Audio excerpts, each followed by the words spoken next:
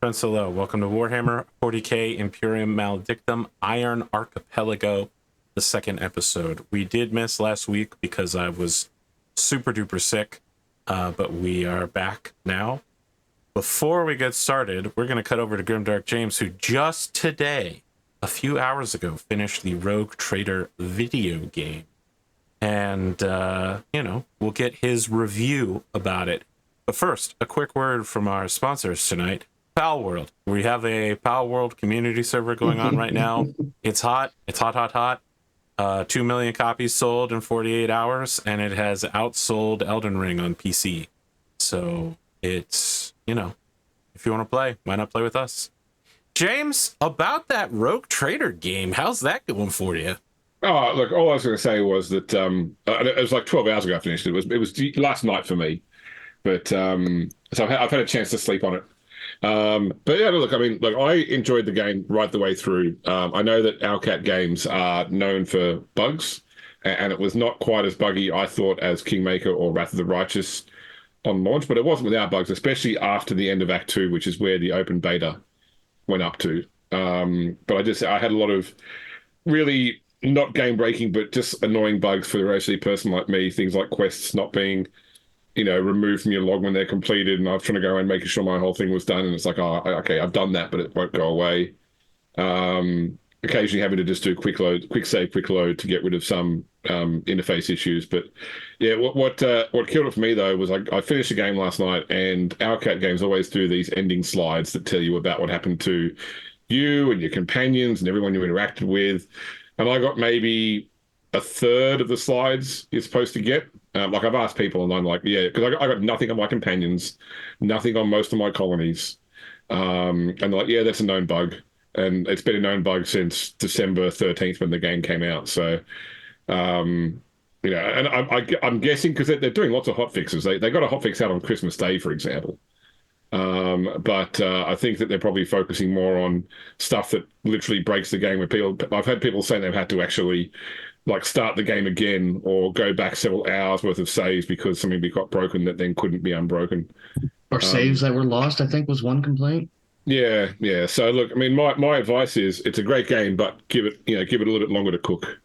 Let it give it 3 to 6 months. They've got DLC coming out. Crazy. Wrath and Kingmaker are great games now if you haven't played them, and I think that this will be a great game. Look, and I didn't enjoy the game; it just wasn't a fun capstone to then have no closure on a lot of things. And as I also complained because I backed it day one, and was supposed to have my name in the supporters and didn't get that, which is it's a vanity thing, but it's still annoying when you don't get what you paid for. Thanks. And a lot of other people have experienced that too, by the way. That's also something that seems pretty common on their forums. But yeah, look, good game. Just give it a bit longer to improve. Let him cook. Yeah.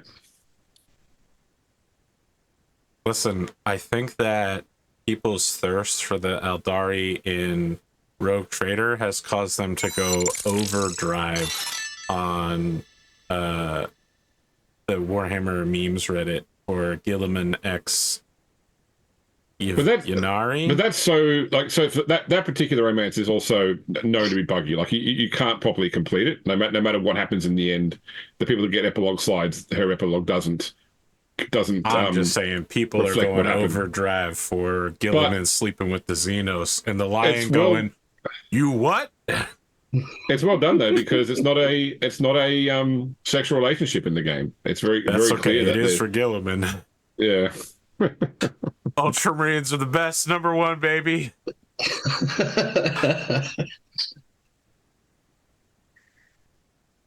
Anything else we should discuss before we begin the second episode of the campaign? No. Well, as you know, I'm filled with memes and references. So the first thing we see is the Rogue Trader, Chaderius Darkwind's face. Someone has cracked open the door to his sleeping chambers, and it's got just enough of a shine on his face that he's got the dude looking at his phone at night as he says, "What is it?" And we hear someone say, Excuse me, my lord. It would seem that just a few hours ago the Gello field fluctuated. There was some sort of demon incursion that had to be fought off. We think it's under control now, but we're checking everyone for any signs of host infestation. And when the camera cuts back to the rogue trader, he's like sweating and pale and does not look well. And the camera stays on him as we hear the person he's talking to say, "Sir, was it J27 again?" And the rogue trader nods and says, "It's been a long time since the Greenskins, huh?" And the voice off camera says, "You should know, sir, Crew Chief Morales is dead. He was one of the first to go. He was loading ammunition for the macro cannon batteries, and the man next to him exploded and touched off his ammunition, and over 100 people were dead by the end of it in just a few moments, I'm told. Just Lazpack after Lazpack." The rogue trader is silent for an uncomfortable amount of time as he shifts in the bed, and he says, "Leave me." And as the door shuts, leaving him in total darkness once again, we cut to the peppy, pop, cheerful intro song for this series. It sounds like a 10% sped up, light jazz version of Never Gonna Give You Up that starts with like the rogue trader, and we see his Space Marine pal Mercutio, and then there's like dark figures on his bridge that are clearly characters we haven't met yet that will get lit up, and it has like the name and the title of both characters that we know next to them as they like turn towards the camera and do, you know, like their introduction face. And then it's like Vel, Holly, and Rassie all standing, you know, like Holly's facing the camera and the two of them are standing back to back next to her. And it does your names and titles, and then it cuts to Gropsis, the little rat thing in the corridor, and then there's like a guy sleeping, and he pops up and his eye visor's on, and we see it's liturgical, your supervisor slash psyker. There's some more scenes that maybe I'll describe later in the series that are very clearly spoilers for events throughout season 1. And then we cut to the four of you, including Liturgical. It's the next day. You are in your office, in the offices, going over the ledgers that you've requested. There's paperwork spread out across all of the pages, but I know you're hearing me say paperwork, and you're thinking 9x11 legal paper, or like 8x5x12 or something with printed. This is all vellum written in ink, just to be really clear, and it's spread everywhere. It's got that slightly papery, kind of musty smell. And they're scrolls, right? Not just sheets of all paper. scrolls. It's all scrolls. And the lighting is super, super harsh. And yeah, Liturgical is just going over everything and says, "This is what you requested. So, here we are. Everything from the previous team's last report from the year 10. Dinas Kitari."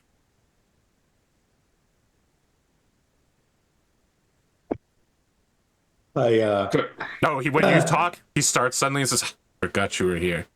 Out of character, I did enjoy some of the references I found embedded in here.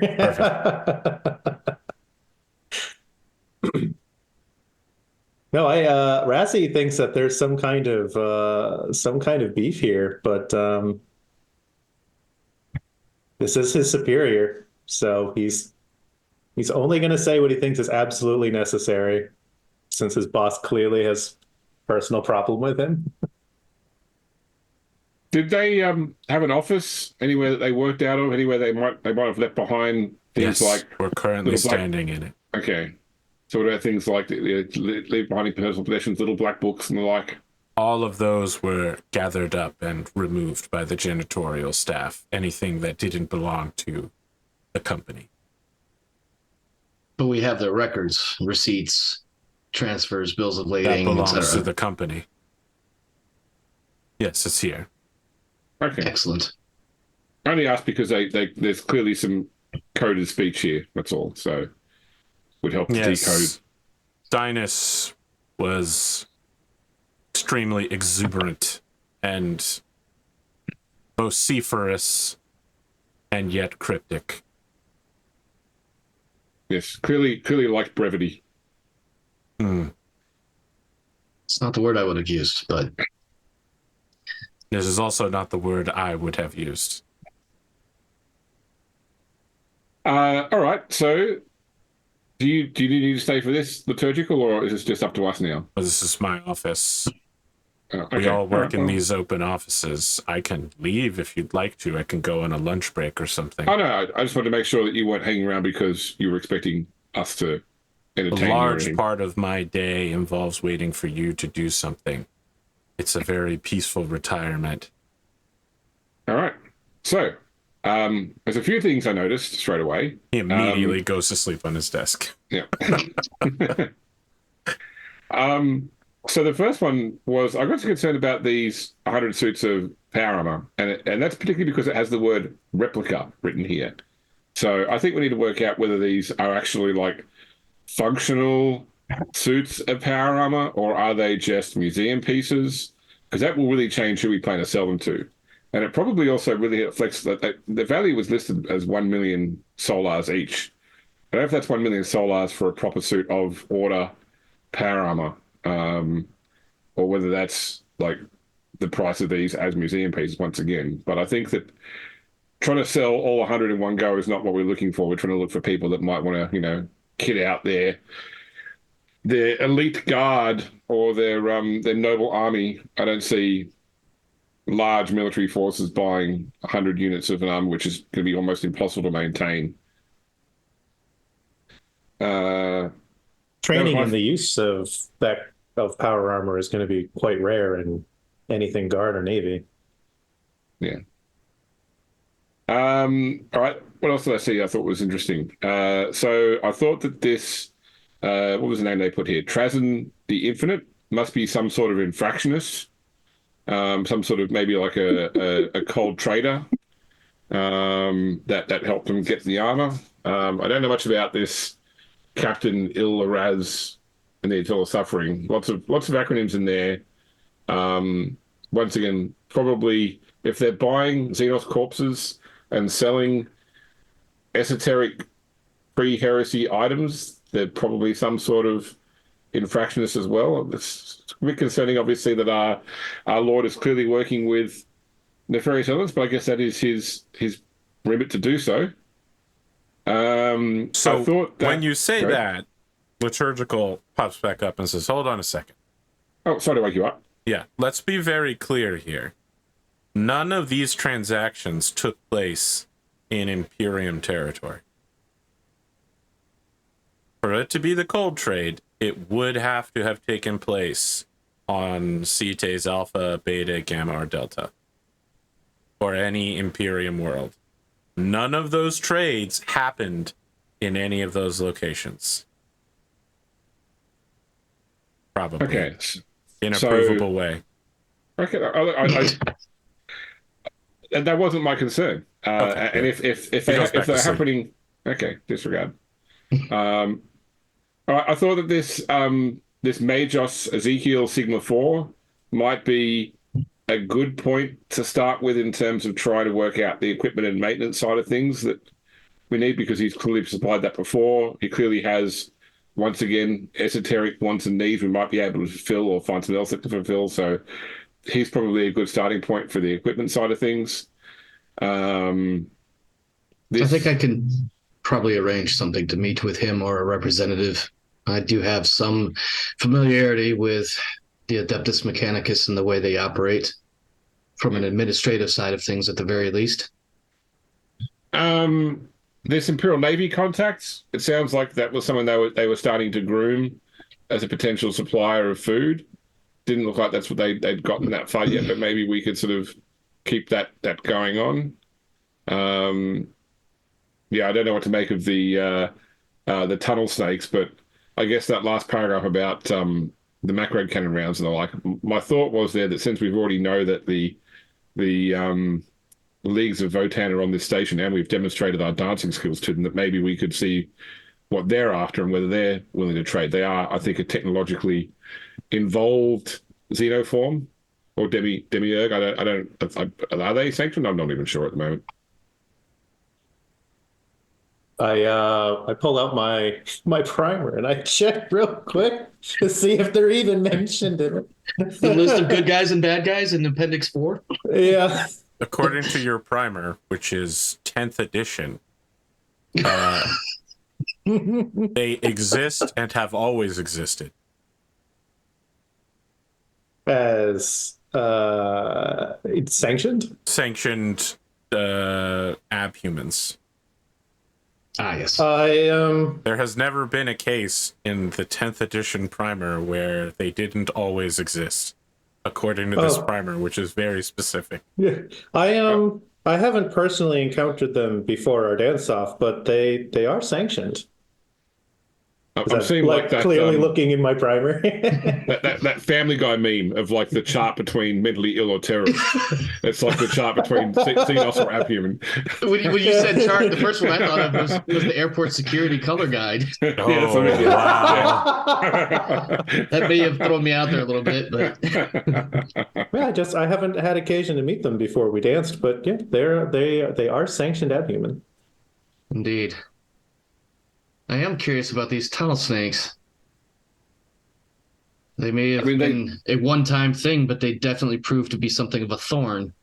I mean, stealing macro cannon shells from a ship which is in the void is pretty skilled, requires pretty skilled work for what look like a gang of street thugs.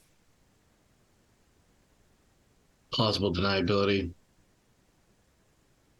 Throwing people to the void just to see if it sticks, and if it does, they got some rounds out of it. But from my understanding, that very same group later became a problem for this Dinas Katari and his fellows. Whether or not they remain a problem for the rogue trader remains to be seen. I suppose it is a good point. We don't know if the violence was incited because of the actions of the representatives or any particular problem they may have with who we represent. And look, obviously the ledger also suggested that not home planet, but where I've been living for the past like 18 years is potentially a customer for these weather stabilization satellites. So speaking of our not going to say contraband, of our trade goods, as I mentioned before, we probably need to find out a little bit more about the Guild of Infomongers on Hive Valios. We need to find more about what the Mavin's auction is. And liturgical. He wakes up. Yeah. Do you know if Crueltus pork is edible by humans? Yes. Crueltus porcine is delicious. Especially the stomach lining once it's been properly cleaned. Okay, so it's safe. I mean, like all mushrooms are edible, but only some mushrooms are only edible once.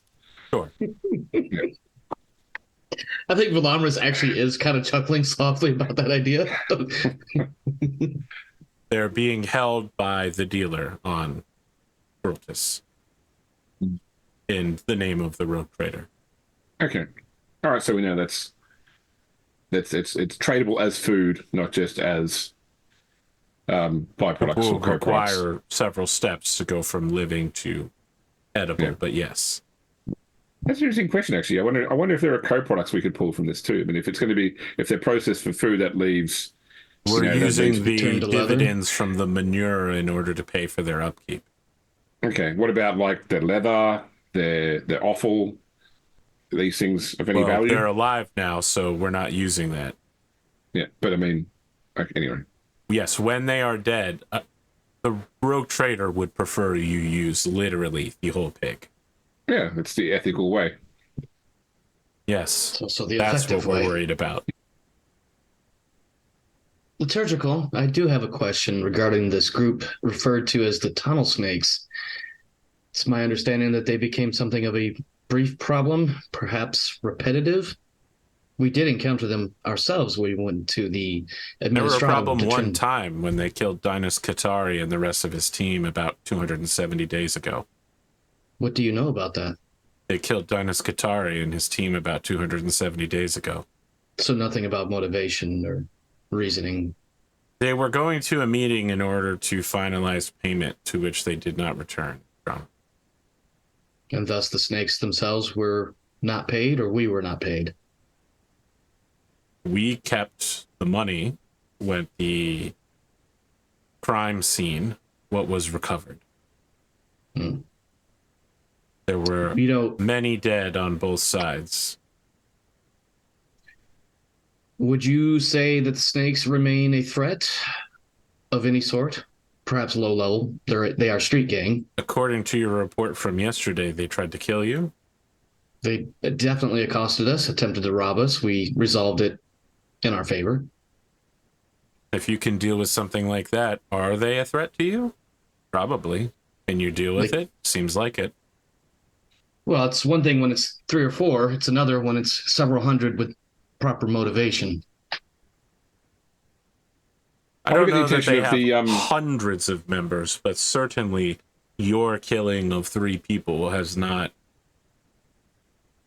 thinned their numbers significantally. I'm trying to get the attention of the servo skull. Excuse me, yes, Inquisitorial one turns towards you. Yes. Yes. Wow, hello. Holly Van.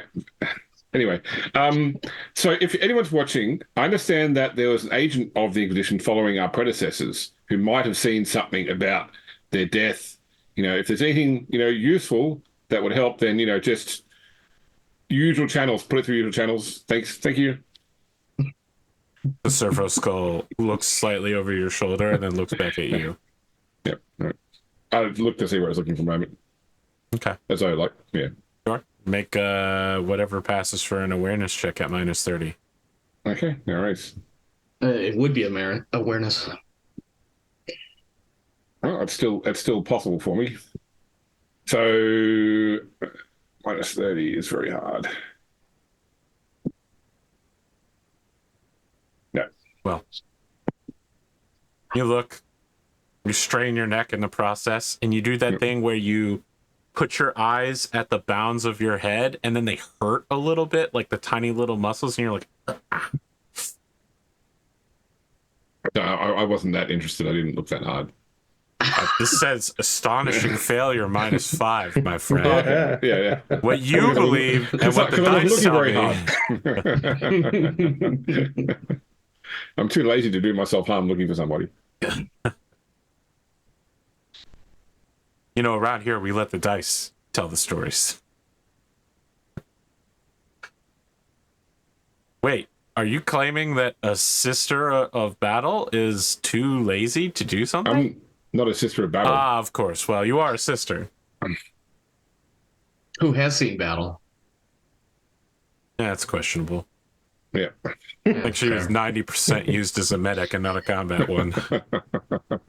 There was combat going. I'm being difficult. Yeah, almost she didn't have a rifle.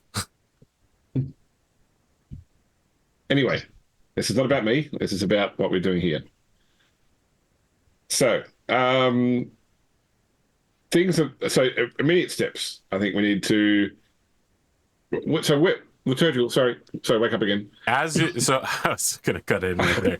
As you are doing that, the room temperature suddenly drops about 10 degrees Celsius, and it gets a little uncomfortable.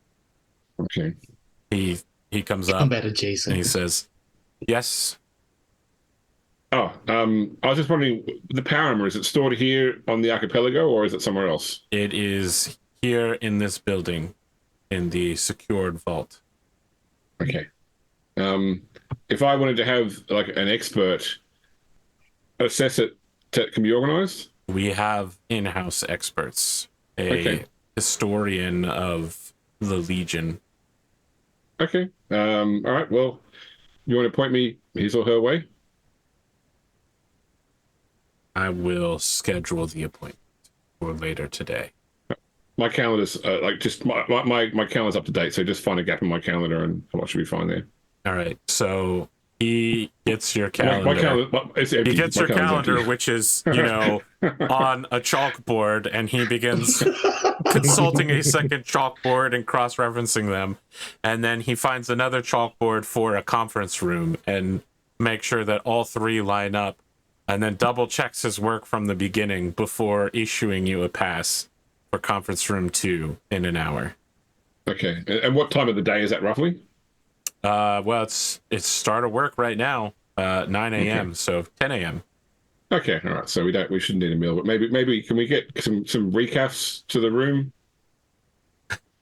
Do we have interns? I'm your supervisor, not your cafeteria worker. No. But what I mean is, like, who do I organize that with? Like, is there a in-house service staff at the cafeteria? Okay. Right. Okay. Is it Cropsis? Why would you ask Ropsis to serve you food? He's a disgusting rat creature. He's the janitor. I thought you were blind. Come on, liturgical. He looks at you. You have to joke every now and says, again. "My blind eyes can see what others cannot." I'm sure. Is that why it's suddenly so cold in here? So does that mean happens? Does that mean that Ropsis has no inner beauty then? He just sighs. Liturgical, I do have a real question. Mm-hmm. Our method of contact with this Magos, Ezekiel Sigma 4, do we have an established method by which to arrange a meeting with him or his office? Dynas had a personal relationship with him.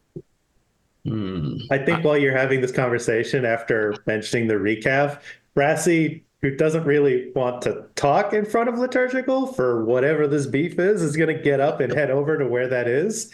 And instead of asking for help with stuff, is going to try to do as much on his own as possible to get this recap. And he's also going to, like, if there's anything out, he's going to also, like, start sticking snacks in his pockets. So you head to the cafeteria on the ground floor. And look, I know Warhammer 40K has this dark gothic expanse. Everything's dirty. There's water pouring down randomly at every location, or oil staining. There's an orc behind every corner. But this is a nice, brightly lit cafeteria with, like, pizzas out and, like, reheated ration bars, cereals, everything you would need in order to get all of the highly paid, highly motivated, technically skilled workers in this building to stay in this building past working hours. And, why not just eat here rather than go out for lunch? You could just take it back to your desk and keep working. You know what I mean? Google. Yeah, I was actually thinking of the Twitch offices, but yeah. You know what I mean. Is there at least one flickering lumen in the cafeteria? Just yes, so you know. Absolutely.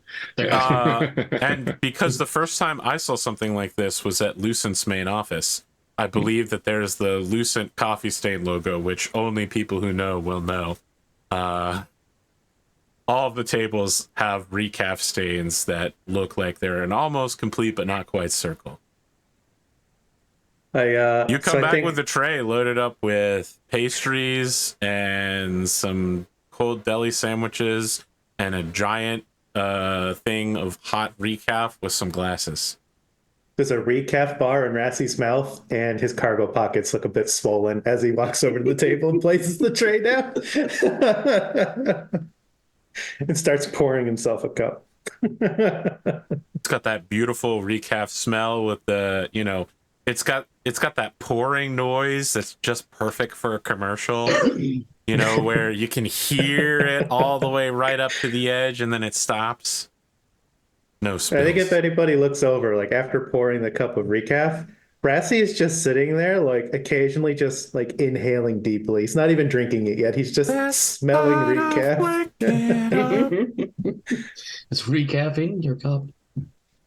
All right. Does this facility have any sort of, like, research area, like data terms, or a library or anything where we can just do, like, some general Yes. Yeah, I want to roll library use. I want to get my Call of Cthulhu one. Let's do it. What are you looking for? Yeah. Well, so the two things I want to know about is anything information about public available information on the Guild of Infomongers of Hyde Valios on Persephone, and about what the Mavin's auction on Asterion is. Very well. Is this library written mostly in Low Gothic? Yes.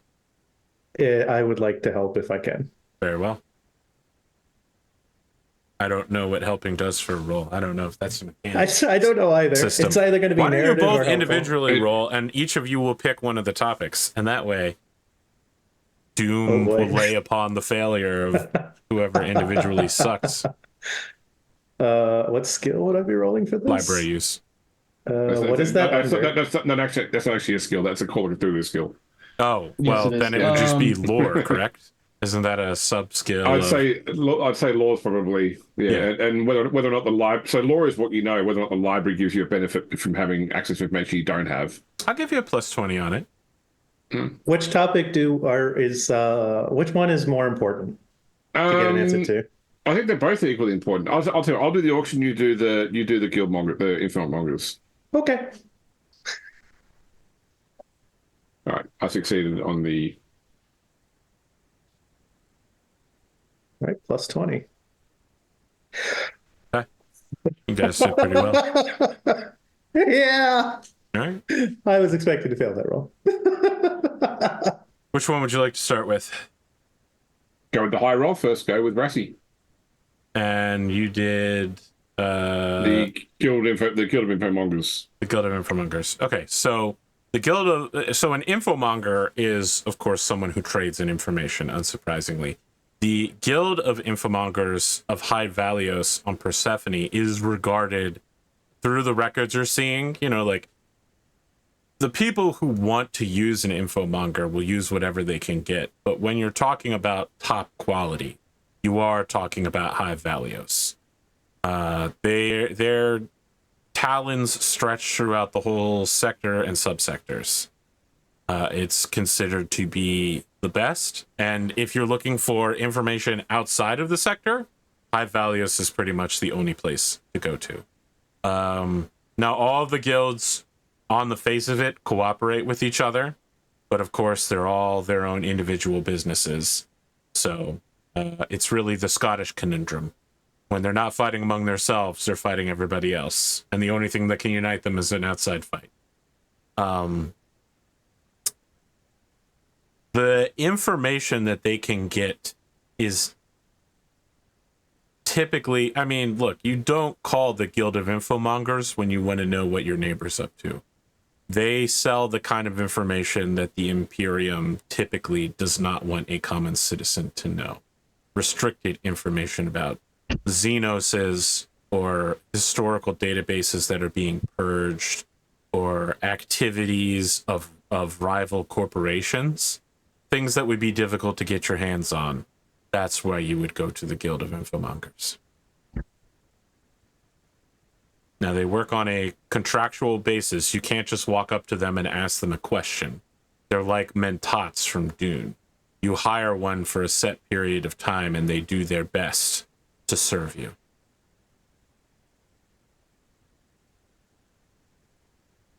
Is there any Sapo juice involved? No. Okay. This is Warhammer 40K. It would be much worse than that.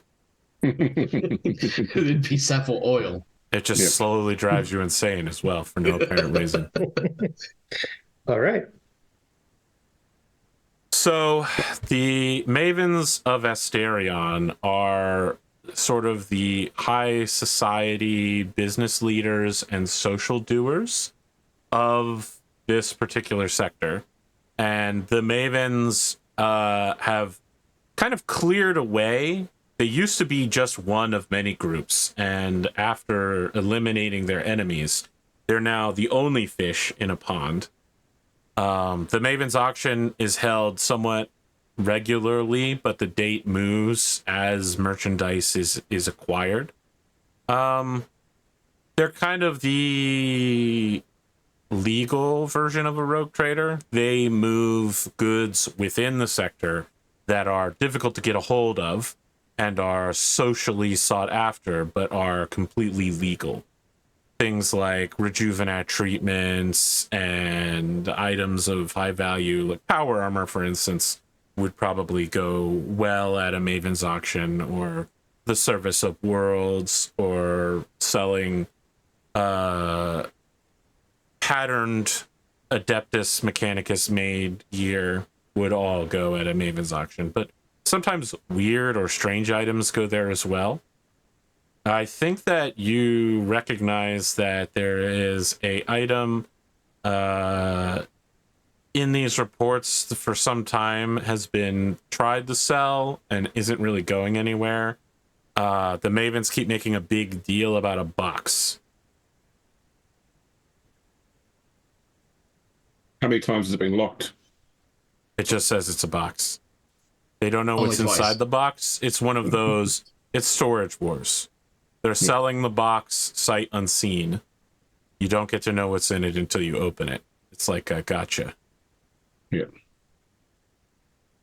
But I assume if it's not selling, that means there's a high reserve on it, which people aren't willing to meet. They keep raising the price of it every year. Okay. Rather than lower it.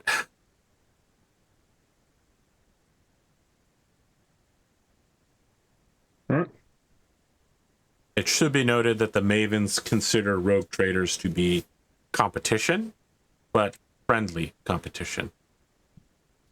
So effectively a rogue trader that works not just within, but like... Well, they're imperial deep socialites within. and nobility. Yeah, yeah. Similar to a rogue trader, but not really.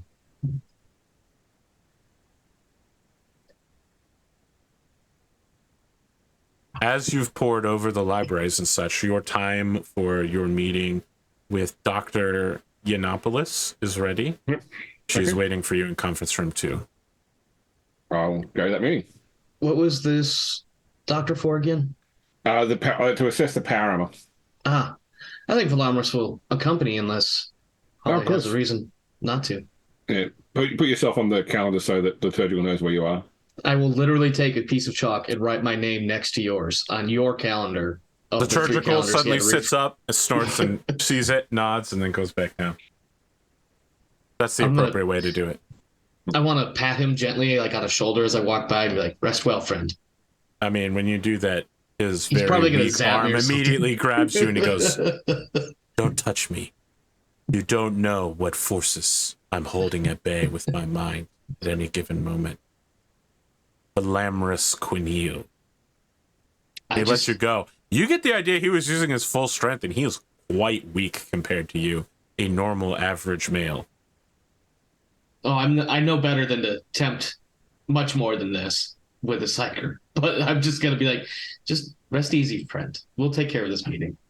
As you're And this yes, close to him, you he's- start hearing strange whispers around you randomly. I'm just gonna It's like I'm gonna Lost, like stick a season finger in my 3. ear and yeah, the whispers from Lost. Yeah, I'm definitely gonna do the whole finger in the ear thing, clear it out. It doesn't make any No, difference. of course not. I'll also, seeing how you wrote your name on the chalkboard and it was met with some approval, I'll mimic that. Say nothing, just do that and then follow along. This is something new and exciting to see. I have no input, but I want to see something this cool. Dr. It's power Yiannopoulos is a mousy woman with like curly brown hair, small, and trying to make herself as small as possible by hunching in and leaning over the table in the conference room. She has some scrolls and some heavy tomes, one of which is bound by a chain, and small glasses that don't quite cover her eyes completely. A very pale complexion.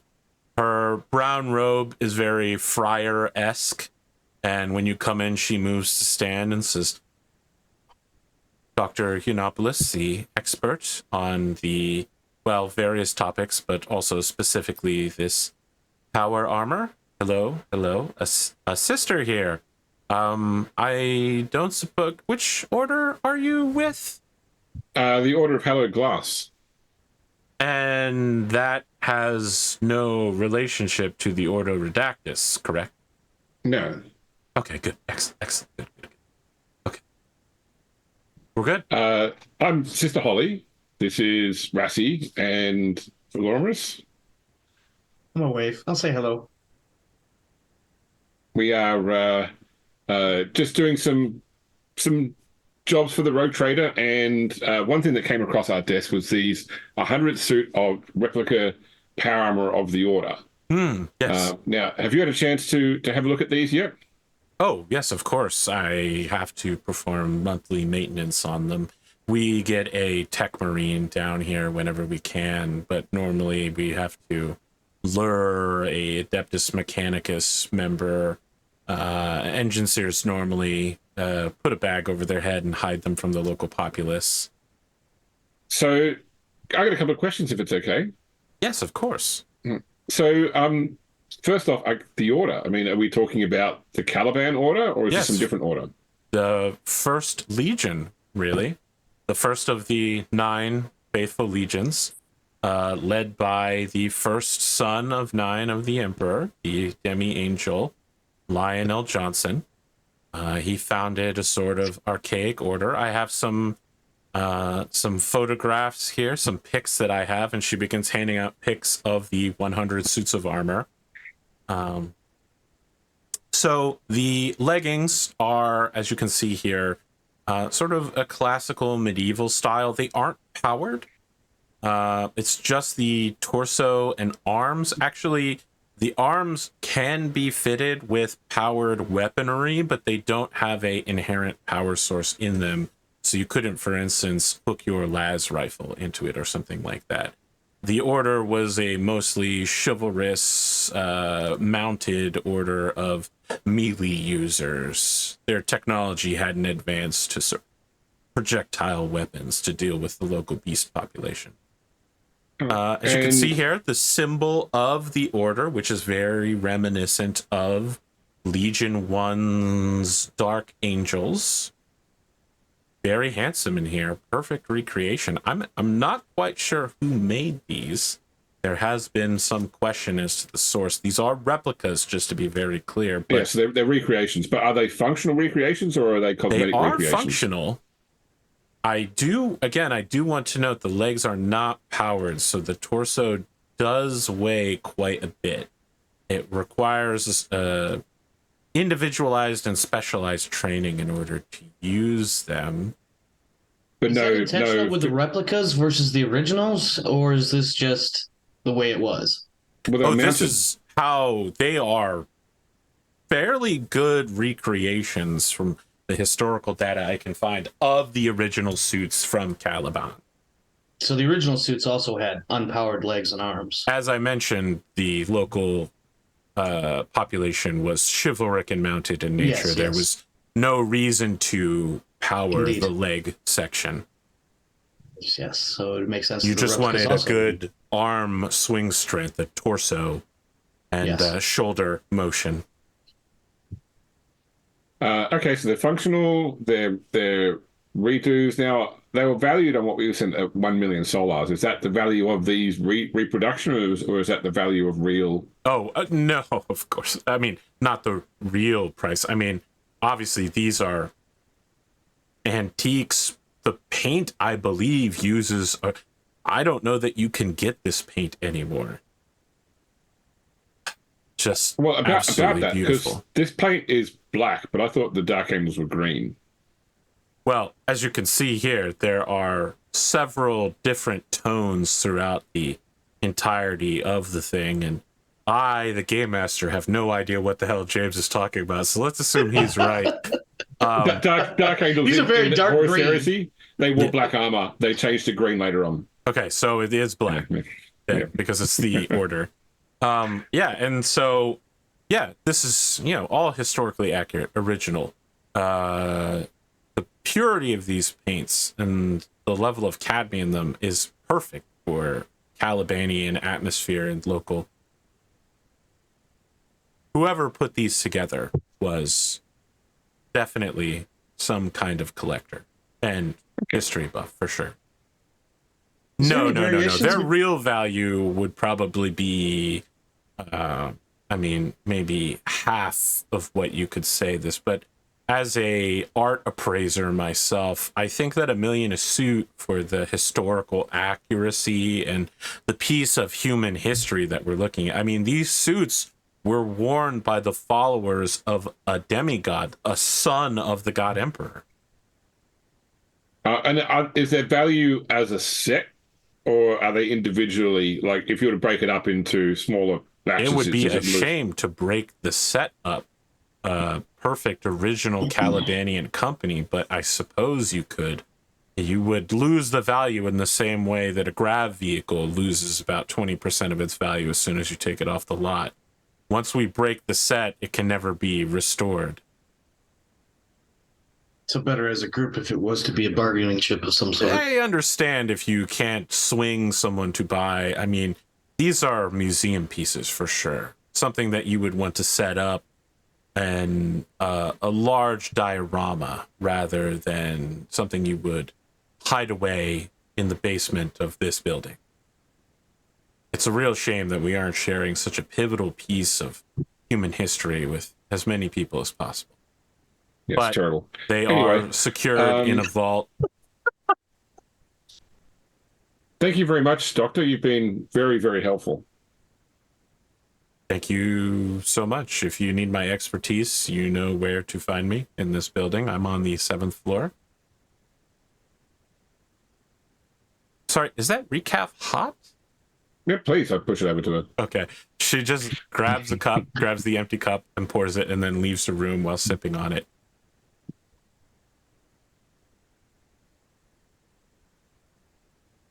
Okay, so we learned some stuff there.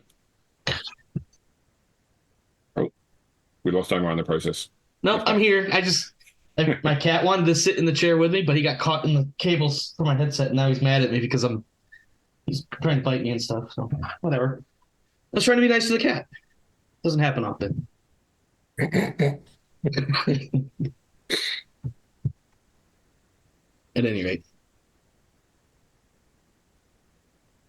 All right, so I guess, did you, Velamris, want to start, see if you can make any contact with this Magos, Ezekiel Sigma 4? Sure. And maybe Rassie, actually, you and I want to... I meant to do this during the conversation with Dr. Yiannopoulos. Are we still in that scene? Or has she scattered out? She left the room. Yeah. Okay. But she doesn't move faster. Yes, Doctor, if I could, a quick question. She turns around. Yes? Sorry. I was wondering, you mentioned that you attempt to get engineers down here from time to time for the monthly maintenance. I was wondering perhaps if the name Magos Ezekiel Sigma 4 had any sort of meaning for you. Yes, he's the, they exiled him a decade or two ago for his experimentation. Of course, his people are like pack rats. They steal everything they can get their hands on. The local population hates the Adeptus Mechanicus and has banned them from the area. The Imperial Navy almost put the entire Cites Delta to death over it, but they realized they couldn't hold. The Archipelago is much larger than the 4 Cites, but the Imperium's reach only extends that far. Would the Magos be a good person to contact as far as acquiring arms and ammunition? Or would there be a better person within the local Mechanicum? I'm afraid that his particular skill set... I mean, I'm no expert on the Adeptus Mechanicus. I'm an expert on the historical period of, the Horus heresy and that sort of thing. And of course, I majored with a specific focus in Legion 1. But yes, mechanical things should, of course, go through the Mechanicus. But Ezekiel Sigma 4 is a sort... wet work. He works with organs and such. Yes. Magos Biologus. Yes, that might be the word. That sounds correct. Okay. Well, I'm sure... at this point, I'm going to ask for contact information other than... I know she works on the 7th floor, but if there's a way to get a hold of her directly, Velamris would ask for that in case he needs her for anything else. She hands you a hand-copied calling card on parchment. It's clear that some servitor has written hundreds of these exactly precisely. She hands one over and says, yes, and my comlink number is on there, and you can call me anytime if you require help. Excellent, Doctor, and thank you for your assistance here today. Can I ask what your interest is in these suits? Well, to be blunt, they may be bargaining chips for future sales. Yes, they have quite a bit of monetary value, I'm sure. Other than that, I was really curious to see about some ancient power armor, compared to power armor I might find otherwise. Would you like to try it on? Sure. Absolutely. She looks down at a sundial on her wrist and says, I think I've got some time. I think when he says yes to that, Rassie just uses an elbow to bump the sister and is like, eh? I love the idea of using a sundial on a space station. Yeah. More importantly, space asteroid. That's right, yeah. Yeah. But yeah, I think Velamris would definitely be like, yeah, I would love to try out some of this armor just to see what it would feel like. She goes to a wall phone and punches in a few numbers, and it's got that mechanical keyboard click as she punches them in and says, yes, it's yes. Okay. I'm going to head down there now. Use my authorization code. We'll do the maintenance cycle early. I have a volunteer. Can I get that? Could you write that code on? She turns to you and says, no, don't. Are you... Hold on a second. You can't blame me for trying. She says, no, you can't have my authorization code. Okay. Don't write that down. I'm doing you a favor right now. You understand that, right? Yes. And I appreciate it. She gets back on the receiver and is just like, make sure to get suit number 47. Yeah, that's the one. We'll have him test that one. Yes. Oh, he volunteered. All right. We'll see you in 10 minutes. She hangs up.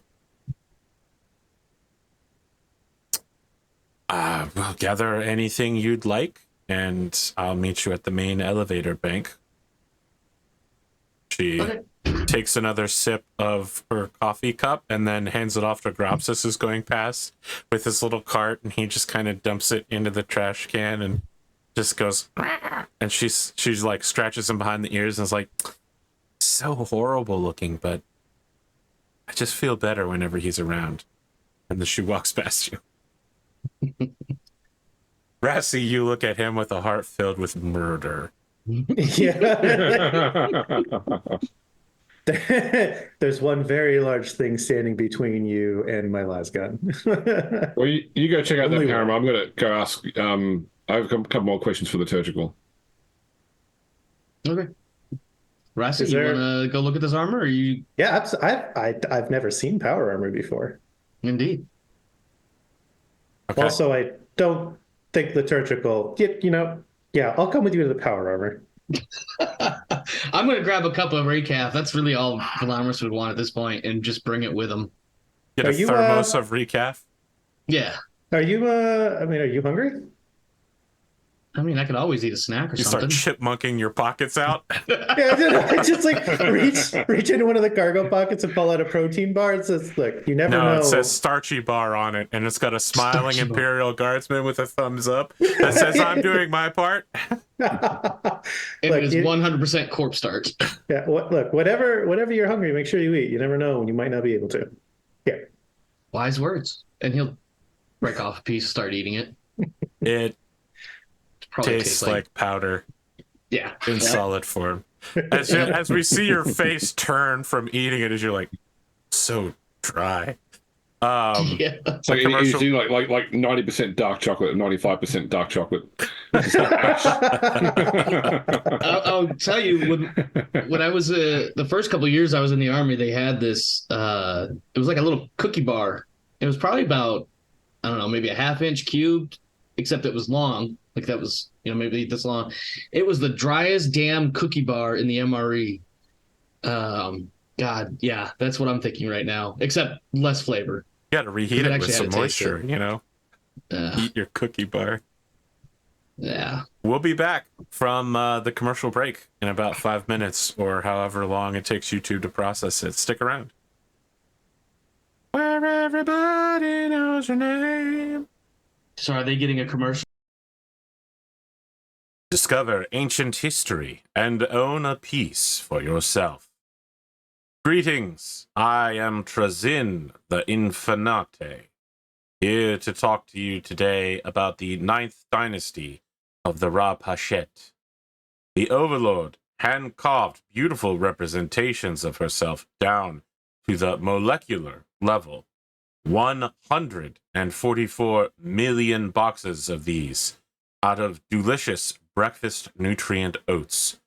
Not only are these available for sale in your local area, but for every 1,000 boxes purchased, you'll be eligible to mail in your box tops for a single hair from Lord Castellan Creed's head. A piece of Cadian history in your hand. Act now. Vox 555-867-5309 today. Arm is going to try to eat me. Well, can I suggest, AP, that if we did my scene with liturgical first, because it might make the scene with them funnier. I don't know. Oh dear. Yeah, we'll follow you then, and we follow you by having the servo skull that's picked recording follow you instead of them. It does the Telltale games, like you could see it trying to decide which one to go with, and you could see in the upper left-hand corner 71% of players made this choice, and it follows Holly. Holly will remember this. Liturgical is saying prayers to the God Emperor in his sleep. A pretty standard, like, Lord's Prayer, something that you would say before a meal. But he is, of course, sleeping at his desk. Yep. Excuse me, sir. Liturgical? Yep. So the meeting with Dr. Velamris left me with 2 questions. Yiannopoulos? First, sorry, is that it? Sorry, was it? Yiannopoulos, yes. Yiannopoulos, okay. First off, where do we get calling cards from? Sorry, where do we get what? Calling cards. You had calling cards. Do we get calling cards for our... Well, she is a long-term employee and a doctor, and this is your second day of work. But so it'll come then. We need to, like, is it like first I need to give my details. So anyway, that's not important. Well, how about you success? He points to the 3 thermometers and says, if you can successfully fill one of these, I will personally see to it that a servitor is sent down here to create a calling card for you. I can note of that. Okay. Second thing. I will hold you to it. Still want them to get business cards. Okay. Look, my job as a supervisor is to make people more productive, and if this is what it takes to get you hyped up, then you can have as many different calling cards as you want. Okay. You may have already answered my second question. Dr. Yiannopoulos, she said that she is a historian who focuses on the First Legion of the Adeptus Astartes, right? That is her specific focus. It's certainly not the only thing that we have her cover for. Historical knowledge is of great value to the rogue trader. Okay. I'm just thinking outside the square here that selling or trading these 100 suits of armor the value might be enhanced if they came along with an expert in the field to help whoever buys them truly appreciate and use them. I agree with you. However, this is the Imperium, and her contract is with the Darkwind trading house. She is not a slave or a serf. If she wishes to leave, she can, but this is hardly the only thing she does for us. Okay, that's what I wanted to understand, because I said her area of study seemed quite specific, and it was quite tied to this particular item. Dr. Yiannopoulos has been working with us for over a decade, and these suits have been with us for about 3/4 of a year. Okay. She's been delighted to have them, just to be clear, but they are not the only thing that she does for us. Okay. Thank you. Is there anything else I can do for you to help make your day more productive? No, I'm sure if something comes up, I'll come back. If you can convince her to go with the suits, that is an entirely different manner, assuming she does not violate any of the stipulations of her contract with the trading house. Could I read that contract? Is it the same as mine, or is it different? Each of the contracts is individualized. I'll check with our human resources department to see if you can read that contract. I assume, of course, that you speak High Gothic? Yes. You read it as well? Yes. Very well. And feel free to, like, obviously redact components like, remuneration and the like. I'll talk to human resources. More about the conflict. I just want to see the conflict clauses, that's all. Liquidated damages and the like. You can tell he's deeply uninterested in any of this. Okay. All right. We cut to Velamris and Rassie standing at the elevator. The doctor moves to stand before a biometric lock which scans her eye, but it doesn't do it like beep, beep, beep. It puts a little thing out that like grabs her eye, and then it scans it from there because this is the Imperium, and if it doesn't hurt, you're not doing it right. It applies a little bit of suction to make it uncomfortable. Yeah. And it also takes it takes like a test of her blood as well before the elevator begins descending down. You recognize that you are now descending into the rock walls of the asteroid, perilously close to the exterior.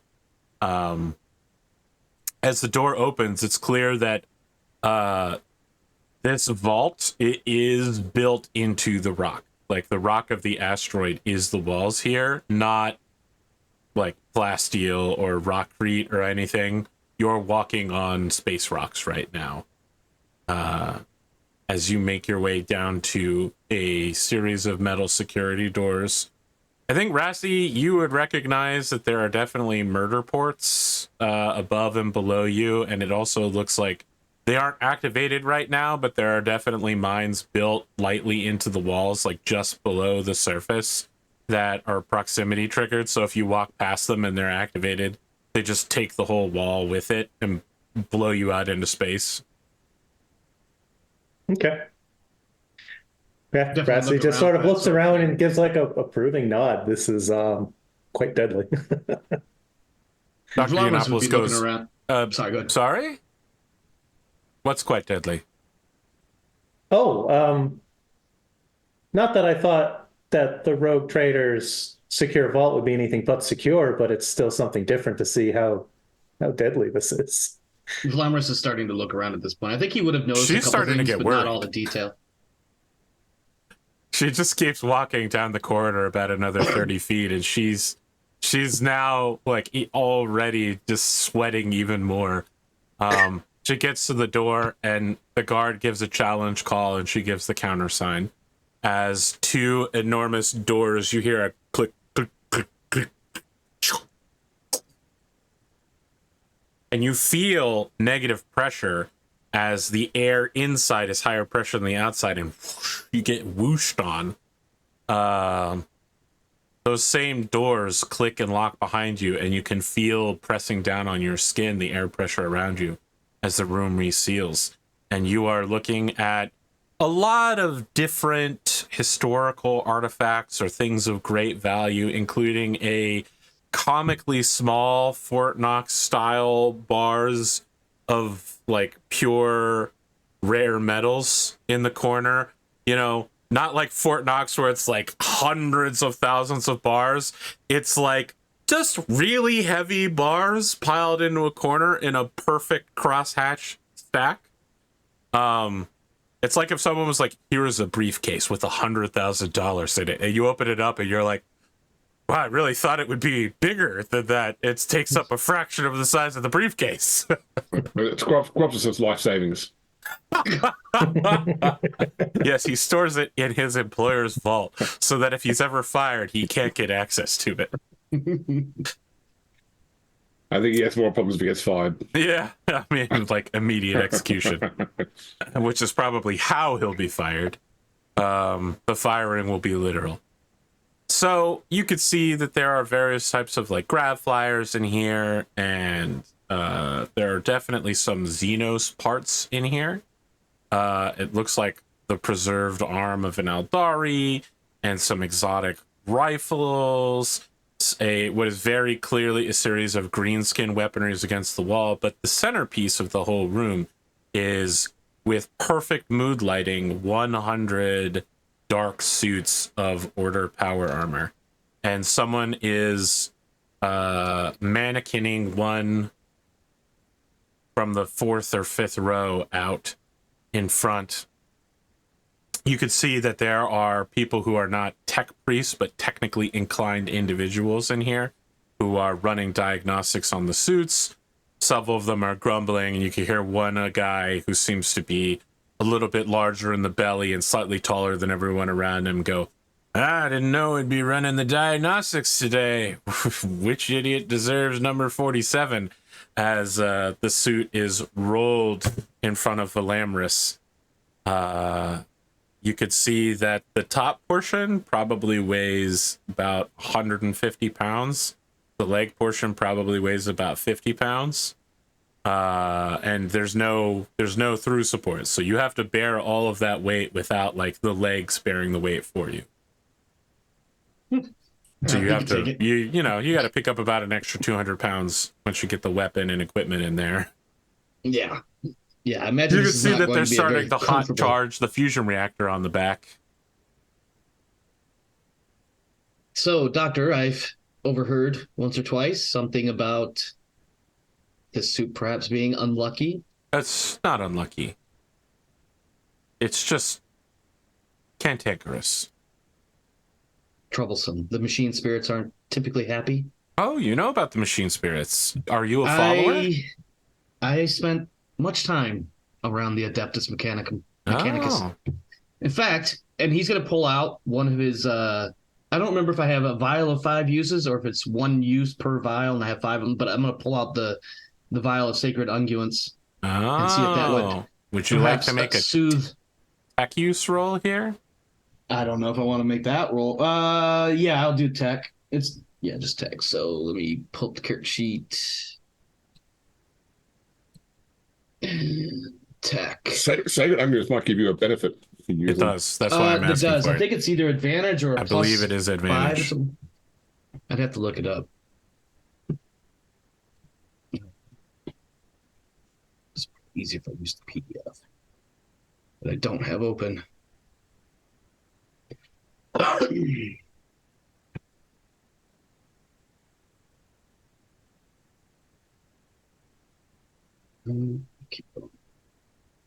If you fail, you re-roll. That's what they do. I will take tech with the subspecialization in security if you have it. No, security would be a specialization of tech, and I don't have the only specializations I have for long gun. So you're just rolling tech. Yep. So you get a bonus if you had security. I love the way the book says that if you fail the re-roll, it's because you applied the unguents incorrectly. Sure. I will definitely attempt some sort of prayer to There's a the litany, Omnissiah or of something. course. Yeah, litany. Yeah, there you go. But I'm gonna go ahead and roll. No modifiers, correct? No modifier. Yeah. Okay. You rolled 47. You needed a 47. I will take that every day. Okay. You do something holy. So while everyone else here is a individual who, I mean, they're Imperial citizens, right? They have faith in things, but that thing isn't the Omnissiah. It's the God Emperor.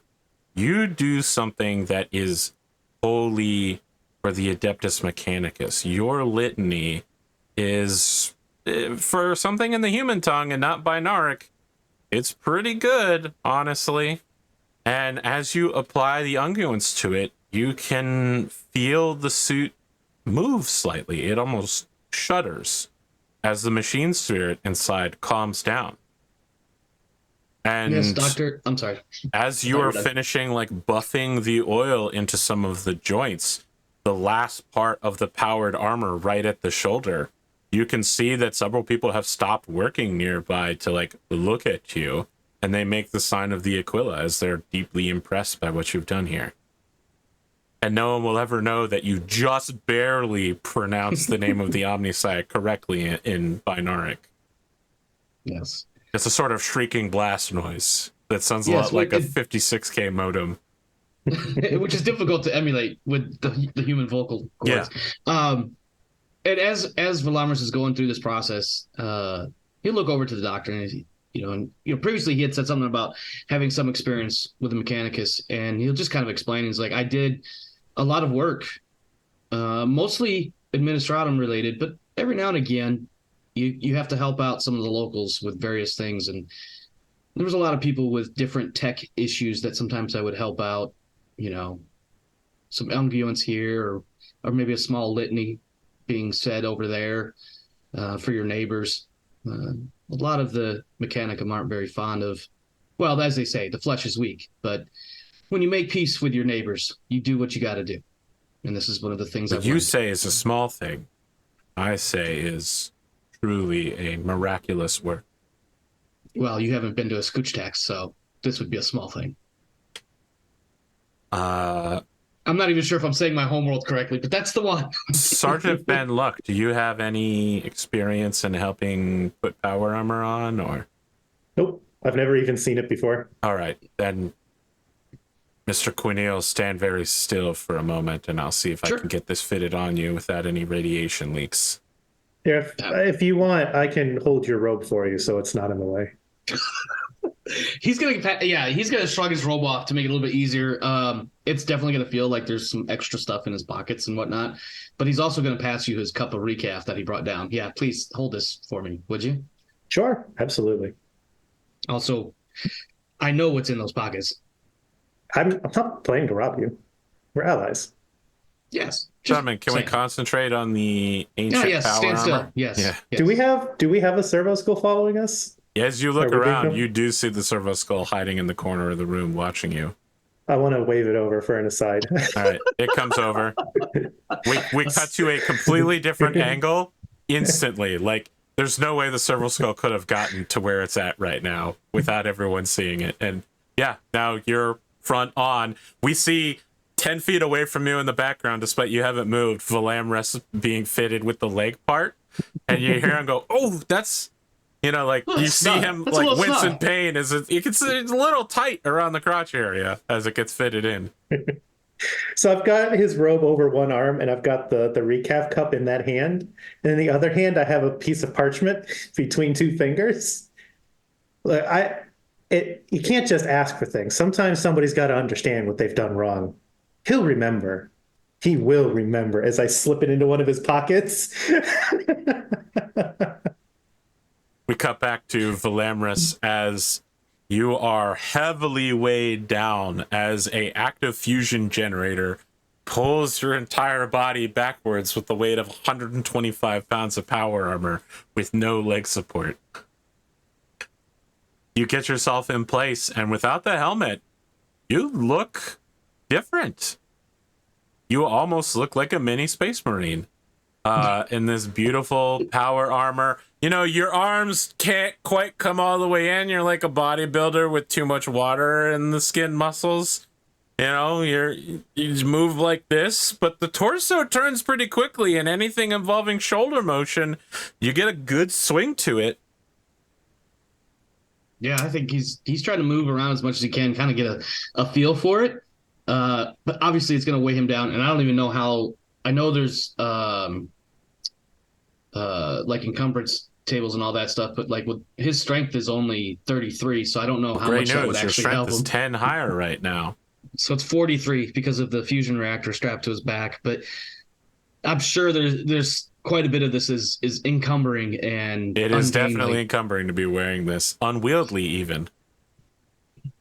You could see she's talking to the crew chief, and they're quietly walking you through, like, raise your hands above your head, bring your hands down to your waist, put your right foot in, put your right foot out, Okay, put your right foot in.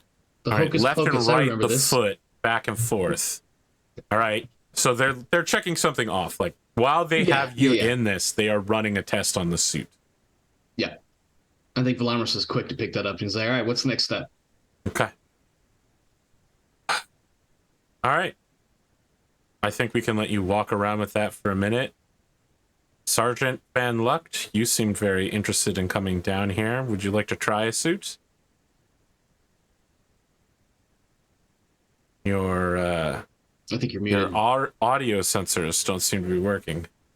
I've never even seen this stuff before. Would it be okay? I mean, I don't want to break anything or cause any problems. Well, we have something like a sergeant's suit. There are 10 of them. I'm sure. Yeah. If it's okay, then yeah. Night Captain. She gestures for one of the men to bring over one of the replica swords, not a power sword, like a sword that you would use in order to kill beasts in the wastelands of Caliban. And when you're in it, you have that gleaming medieval, you look like a plate armored warrior with a fusion reactor on your back.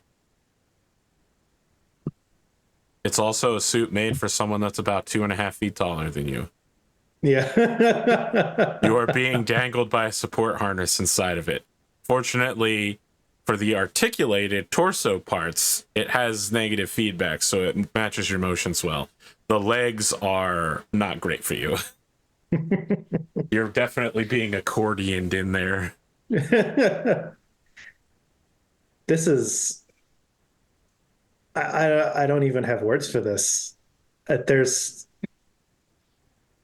I don't know, something about it that feels like it... I don't know.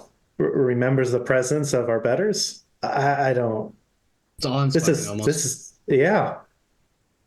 The people who wore these original suits ascended with the power of the blood of the God Emperor's sons into legend. They became the sons of a god. It almost feels like I can feel the very edge of the shadow of that history. This is absolutely awe-inspiring. You see the doctor writing down the edge of the shadow of the history. Make sure to add that to my autobiography. Put the servitors on that. Yes, yeah, doctor, he moves very reverently with it. Right, understood. Gentlemen, I'm so glad you've had the time to use these. This, however, is a technical test, and everyone here is being paid hourly to be here, so we are going to have to desuit you so these gentlemen can get back to their regularly scheduled work. Oh, absolutely. Yeah. And thank you, Doctor, for allowing us this opportunity. It's one thing to say that we have these suits. It's another to know what it would feel like to be in them. You can see that one of the guys that comes over to help you get out of your suit is the larger, more obese mechanic, and he's like, Quineel, right? Velamris Quineel? Yes. Hey, listen, if you ever want to transfer out of, acquisitions into mechanics, we're definitely looking for someone who has your understanding of, Magosian business.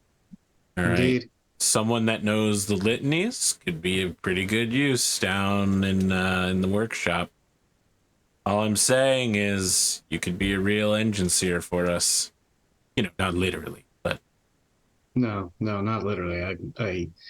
The phrase is the flesh is weak, but I am quite attached to mine.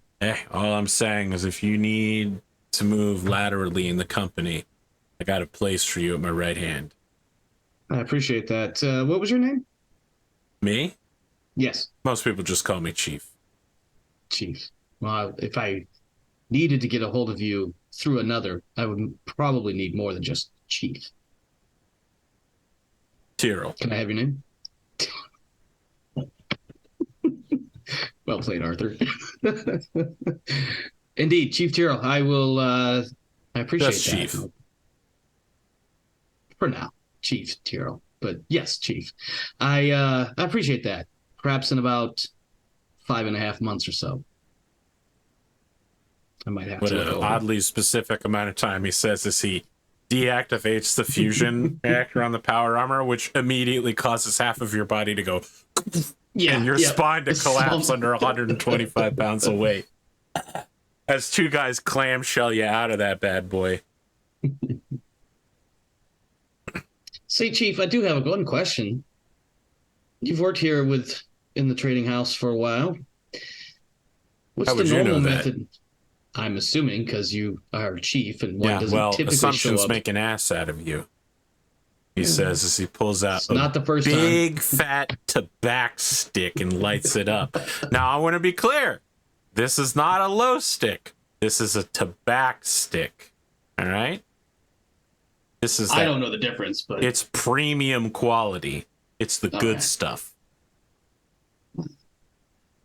He chews down on it as he blows out a ring of smoke in your face as he finally gets the leggings off you. Yeah, I think he just doesn't worked care. here for some time. What of it? I was wondering if you had any connections with anybody trying to find ammunition for the trading house. You know, we probably go through quite a bit between small arms and macro cannons and things of that nature. What's all this You're on your second day here. But yeah, we do go through a lot of ammunition. I have a job to do. You know that guy upstairs that's blind? Liturgical? Maybe you don't. I don't know. He's got Supervisor Liturgical? Yes, him. Yeah? Well, you know, he's got these 3 thermometer things stuck to the wall that we have to fill. So just trying to make some progress. He takes a cigar out of his mouth and says, "Son, you're speaking awfully disrespectfully of that man." Not at all. No, That's do not a casual relationship you have there with the psyker. No, you're right. And he's not some random witch they pulled off the streets. That man's seen the God Emperor of mankind. Indeed. He's seen some real shit. I'm sure he has. And when he says that, he's aware of what he's talking about. He's not oblivious. Listen, if my tone spoke otherwise, I am respectful of the man, if for no other reason than because of the trials that put him where he is today. Beyond that, he does have us filling some thermometers on a wall. And if I don't make progress daily, it'll never get done. Look, I'll tell you what I told Katari, all right? I'll go with you on the deals if you need somebody to hold your hand or drive the truck. But Henderson's a real son of a bitch, and I don't know that he might just be wearing human skin. Who's Henderson? Well, if you're asking that question, Old man Henderson. You're not ready to fill that thermometer, my friend, he says you're good to go now as he puts the cigar back in his mouth. Sorry, the tobacco stick back in his mouth. How about this, Chief? If you help me out with Mr. Henderson, perhaps I could help you and your team out with some of those unguents that I use in the power armor. I mean, that's not hardly a fair trade, but yeah, I can ask some people and see if we can get a hold of Henderson. What are you looking to trade for what? Well, the amount of oil that I just use is, a few milliliters, small vial. A couple more for those particularly tough cases. Some of this power armor, I'm sure, is going to need a little extra. I mean, it sounds like you're trying to bribe me. I'm asking you what you want to give Henderson, because if your go-to sale to Henderson is 4 vials of sacred unguents, he's not going to get out of bed. No, and I wouldn't expect him to. I'm just looking for some inroads, see what he can do for us, and see what we can do to have a mutually beneficial arrangement. You heard about the cold trade before? I've heard of it. Yeah, Henderson's a big player in the cold trade. Does a lot of business in the parts of CTA's Alpha that aren't under guard control. Non-official Imperium material sort of deals. All of Darkwind stuff is on Delta, correct? Or the majority of it? The Darkwind Trading House does business all throughout the sector. We have the headquarters here, and of course our private docks on this particular rock, but we've got fingers in a lot of pies, including ones that aren't Imperium sanctioned. In fact, the mention of the rogue trader isn't even in Imperium territory. It just free floats out there in the void.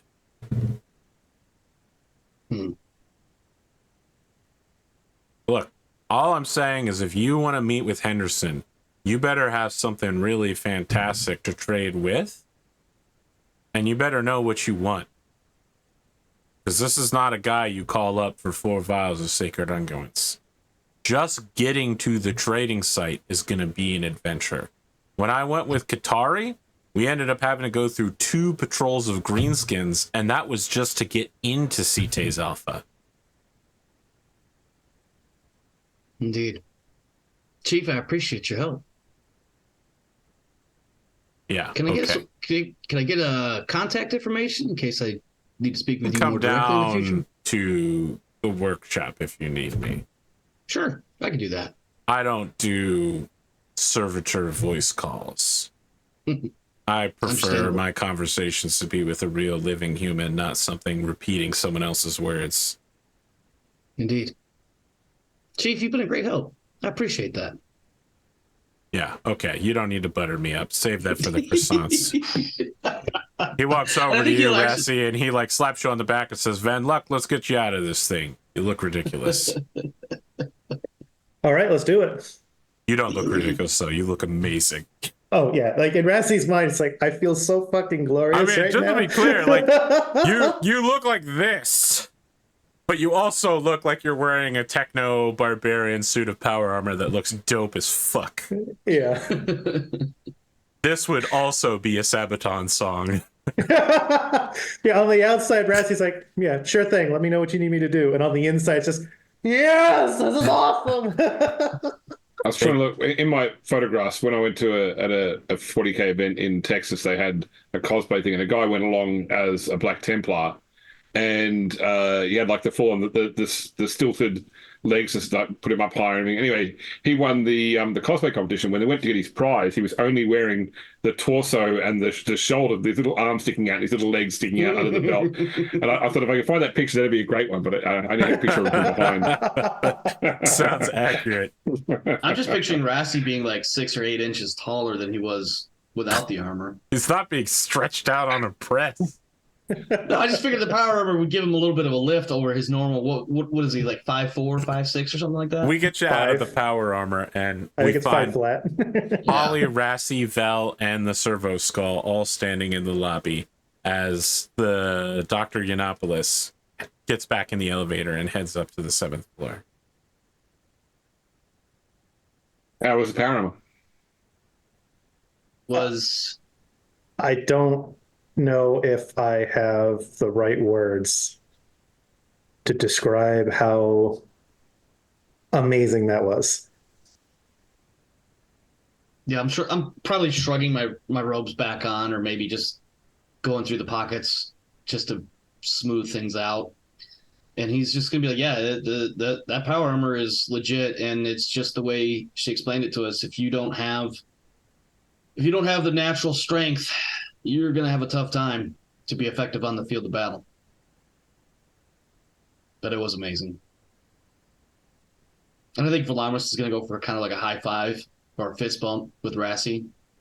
Yeah, returns it. You I was get a half bump. expecting you to be like, "No, he's gonna leave him hanging."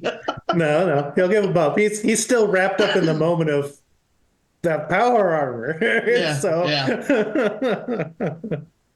he's too excited to still be mad at you. Well, Rassie, I was going to suggest that you and I go talk to those Votanics. Yeah. Yeah. Did you want to reach out to that Magos Velamris, or is it? You don't think that's a good angle to pursue?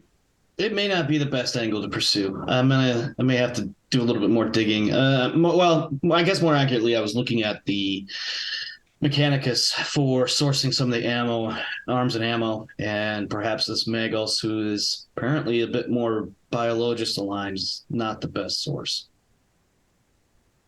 I mean, I could certainly try to reach out to some of the local regiment quartermasters and see how exactly they're sourcing their personal arms and armor and some of their other supplies.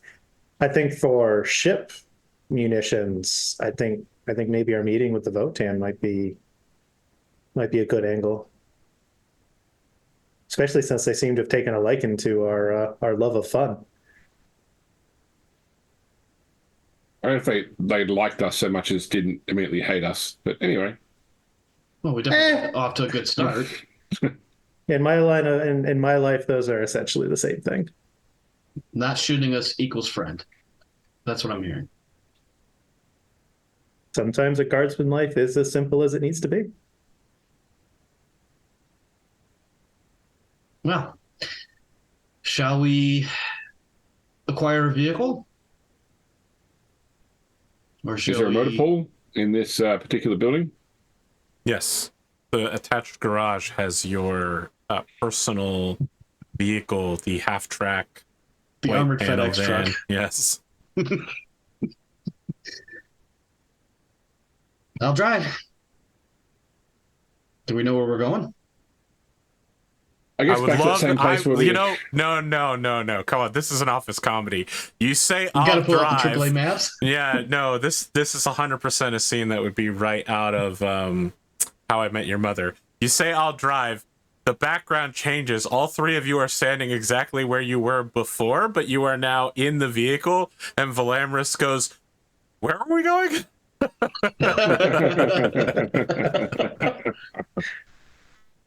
Perfect.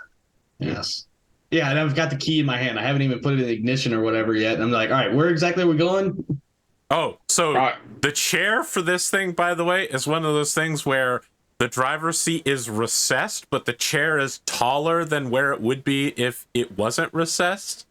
So you're like uncomfortably high and peeking out through a thin tank slit to see. The wheel is too close for you, and there's all sorts of gauges and knobs and dials. And I can't adjust the seat any more than I already have. You can adjust it a little bit, you know. Yeah, exactly. It has two settings: high gravity world and low gravity world. even fucking better. I was expecting maybe like 3 inches of movement in any one particular direction, but it was just never enough. Do we know where the Votan are? Well, I guess we go back to where we encountered Kin Hardbottle before. That is an option. All right, well, let's head there. You're going to start driving the streets. We're going to head back to the I'm going to get my answers from the streets, damn it! You throw your badge and gun off the table as you walk out of the chief's office. I would like whoever is leaning out the window or getting out of the vehicle to talk to people to make a rapport inquiry roll, which will be opposed. That'd probably be me, I think. Okay. So for us to peek out, is it like an open top thing where we look out, or? It has a armored side panel that can be popped out, and it also has a mounting with like a deployable pintle mount up top. Is there a weapon on the pintle? No. Okay. A weapon can be mounted on the pintle. There is not a weapon on it. Okay. I wonder if maybe we might want to consider options for acquiring a weapon to put in that pintle right there. And because it's a half track, the back of the vehicle has the double open, for cargo and such. Yeah. Okay. I was just curious. Yep. We need some artwork of this vehicle, by the way. I would have to invent it. Yeah. It would be an abomination against Scott. Yeah. I mean, I picture somewhat it's not a half track, but if you look at the Gene Stealer cult trucks they have. Yes, the mining truck. Yes, I was inspired by that. Not the rock grinder, but the one without the dozer blade base. And there's like a transport version of that. Somewhat like that is how I got the idea for this vehicle. Yeah. I wanted to torment Omar as much as possible. Uh, And also, Now I I'm wanted to looking to make sure see you what I can guys find. survive your first vehicle chase when you inevitably crash. It's called a Goliath truck. Okay. Goliath.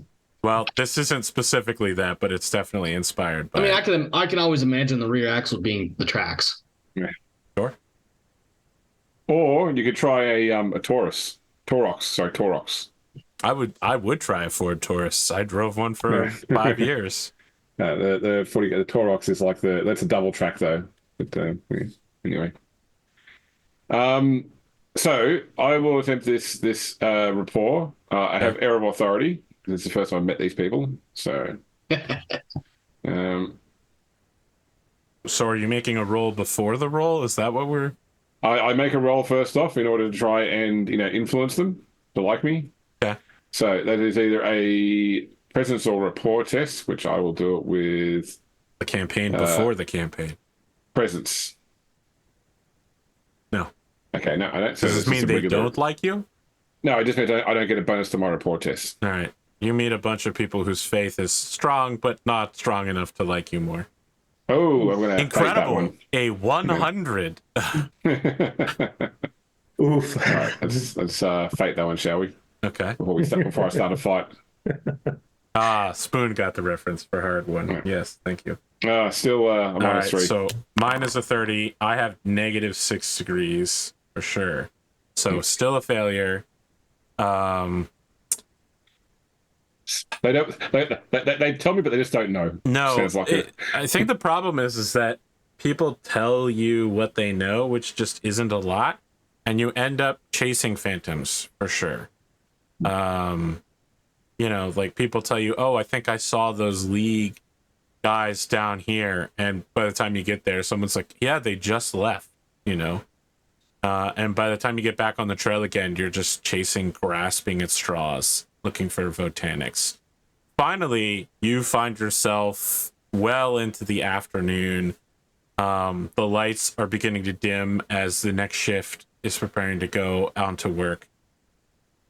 And someone approaches your vehicle. They have a very obvious cool S tattoo on their forehead. They've got a bandolier of like a knife above and below each of their arm wrists as they swagger towards your vehicle and knock on the side of it. And while they wait for you to come out, they lean against the vehicle like they own it. Is this the cool S with the one dot for the Yes. tunnel snakes? Yeah. I'll open the top hatch. Guy Sort of goes to peek look out up and at look you. over, Yeah. look over the edge of the truck. Heard you were looking to do business around here. Comments? None of. Well, I don't know if I can hear him. We are. There's a tax. there Cites now? Delpha is tunnel snakes territory now. I see. Now, I might have been inclined to think about that tax if you weren't already trying to kill us. Maybe if that was to change, we could talk about this tax. You are looking at an individual who didn't go to a progena and is grinding all of their gears to figure out what exactly you mean. And you're seeing steam. And what he says is, yeah, that's a lot of big talk. Sure. Why don't you go back to your leaders and tell them that we can talk about tax if there's no violence? Why don't you come back and talk to our leaders? The boss wants to meet with you. There's been some unfortunate incidents that need resolving. There's a price to be paid for your company's past actions, but we're willing to let bygones be bygones. We can make an appointment to talk. I'm sure we'd like to. You can do it now, or you can do it never. There's your one shot. Steps back, Christ airs his hands out and says, your one opportunity. You come with me, or we come for you. 1 second. Okay. I dip back down to the truck. You can hear that he's pulled out a ukulele and is starting to do a cover of Wonderwall. So, it appears the infractionists want to have a parlay. Oh, are we going to use words or bullets? I mean, I think that if we go to them to do this, that's going to only go badly for us. Yeah. I agree entirely. Everything about it smells like an ambush. Apparently, they have at least told that chucklefuck enough to think that there's a debt to be paid, but he doesn't really get anything else about it. Yeah, he's just a messenger. Yeah. So this is apparently the only offer for this parlay. Afterwards, they plan to continue to try to kill us. The only other thing I got out of that was apparently has to do with the trading house, not necessarily us. So the last team that was killed, it might not have been personal, it might have been business. Yeah, it sounds like it's still going to spill on us no matter how this shakes out. He's not gonna, I mean, I don't know how long he's gonna wait or if he might forget why he's here, but are we gonna go or are we not? Are we going on foot or are we driving somewhere? Oh, every mitigating factor we can take because this is 90% an This is my ambush. safe space right now. This truck. Yeah, I think the ones right in the truck. Yeah, I once again, I think driving the territory though.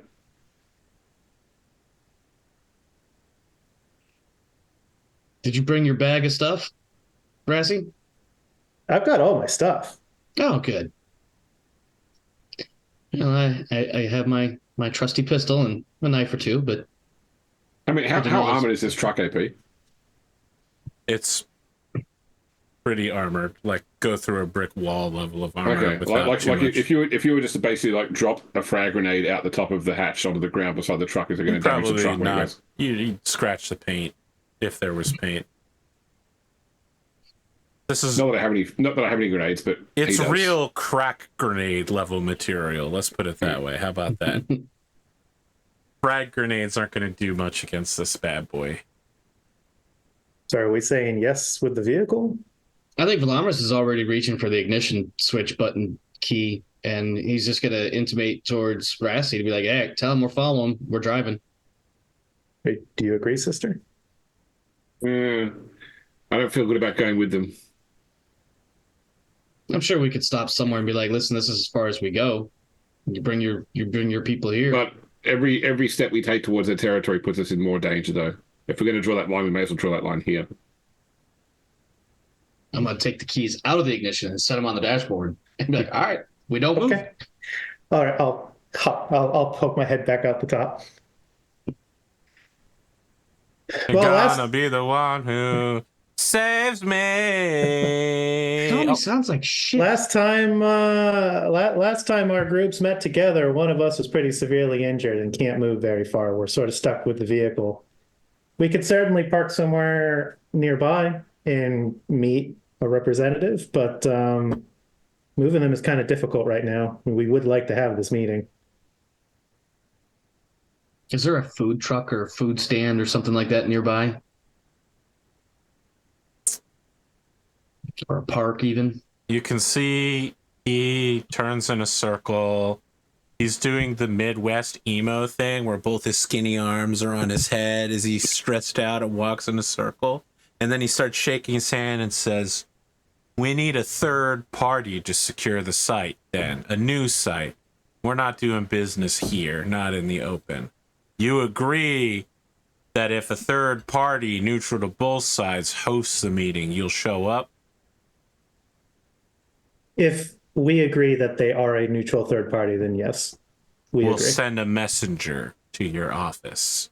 I'll call out from the truck. What about Kin Hardbottle?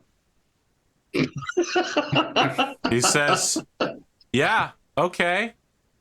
We do some business with Kin Hardbottle. We take their junk and sort it. All right. We'll see you there in 20 minutes then. I guess we need to go to the office. office. Give us directions. Well done, James. Well done. As the screen fades to black, you would need subtitles like watching The Wire and listening to anything Omar is saying. But yes, he does give you directions to the Leagues of Votan's Kin Hard Bottle facility. It is near the top floor, near the connection to Cite's Beta. And it also has a like atmosphere to ship dock, like an airlock dock up top. And yeah, after a short commercial break for Twitch to get their 3 minutes, we'll be back for the final part of this episode. Stick around.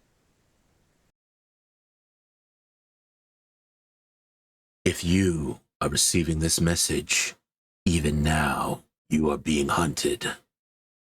One of our clients has requested information or services about you. We are the Guild of Infomongers, and the only protection available to you is to become our client. By locking in an exclusive deal within the next 6 hours, you too can avoid an ill-fated end. Our vast knowledge and technical skill will become available to you 24/7. And a contract with us comes with an exclusive no backstabbies clause, enforceable in all Imperium subsectors.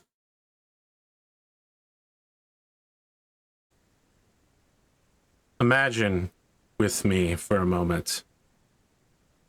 Imagine not the territory of the Imperium. Imagine not Gothic windows, not total darkness, people burdened with purpose, heavy with faith, darkened by necessity. Imagine dwarves, all of whom look more or less exactly the same, like brothers from the same mother. All of them with the same orange mohawk. All of them with a very similar European Space Agency style spacesuit. All of them with a bottle of Malt 40 in their hands. They are in a yard that is surrounded by neon tubing and strange Tesla coil-like objects. There is Starbucks being passed around, and you might be thinking, oh, he means something like Starbucks. No, I mean actual cups that say Starbucks and have the goddess symbol on the side of it. There is strange ultraviolet, you know, what they do to canisters, I'm saying canister, boxes of like laundry detergent where it's ultraviolet and gives it a little pop, that sort of thing. That is what is their tag on the side of the building. As you enter a vehicle parking lot where the tunnel snakes have arrived in what are little more than sort of desert go-karts built entirely out of spare parts, and your magnificent clunker of a vehicle into a situation that is now quickly becoming a dance-off. As you park the vehicle and take the keys out of the ignition, a couple of dwarves come over by and are knocking on the side, and you can hear one of the hard bottle Votanics go, "Hey, can we take a look under the hood of this thing?" Our vehicle. Yes, they're knocking on the driver's side. Yep. It's not a driver's side door; it's the driver's side. Just the little gun yeah. I mean, I figured to set the scene here that because we've all pulled up to this car park, that although we pulled the keys in addition, all the lights are on. Like all the various cars are shining their lights in the middle. You understand? You understand what's going on here? Yeah, perfect. It's Fast and Furious, but 40K skin. You're not in your Grand God Emperor Daddy's Imperium right now. You're on Votanic lit territory. And they've got different technology than you. There's a dude on an iPad reading on the internet in the corner. Hey,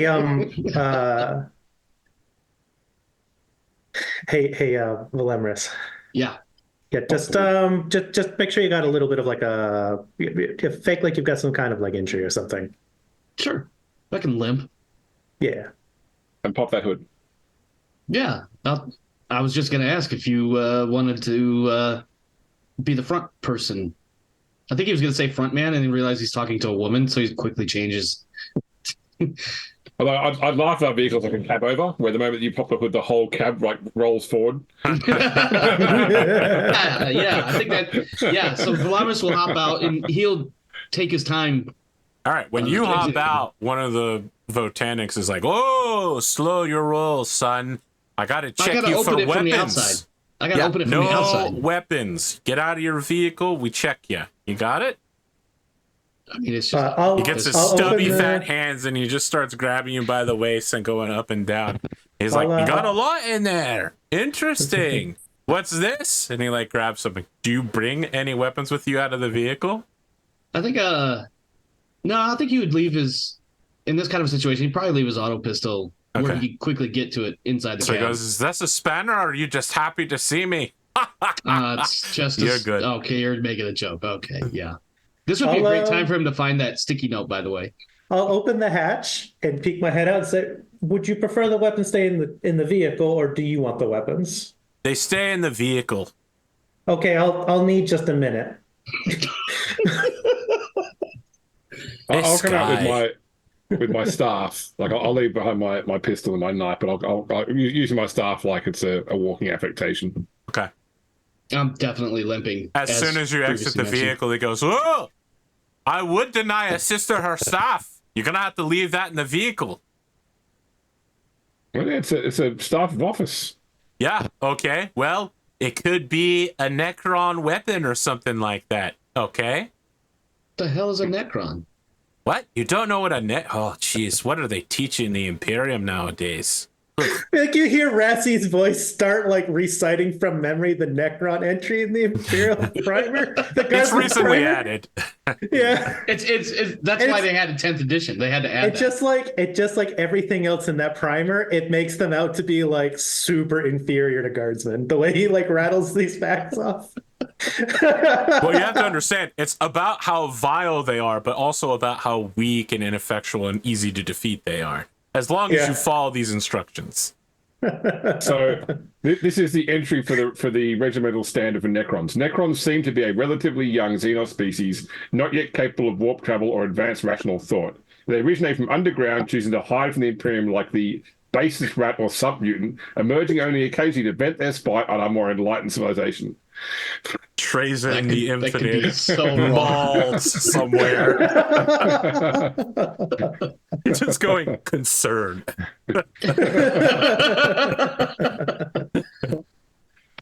But yeah, these are sanctioned humans, so I'll drop all of my weapons. I will keep my armor on. Yeah. I'll leave the stop behind if it causes any consternation. They don't part a old man from his walking armor for sure. It's walking armor. And I'll just I'll hop out and just I don't move from where I hop onto the ground, and I just have my arms up and I'm ready to be searched. Okay. Did they search you? Do we need to make a roll? Nope, I'm not hiding any weapons. Okay.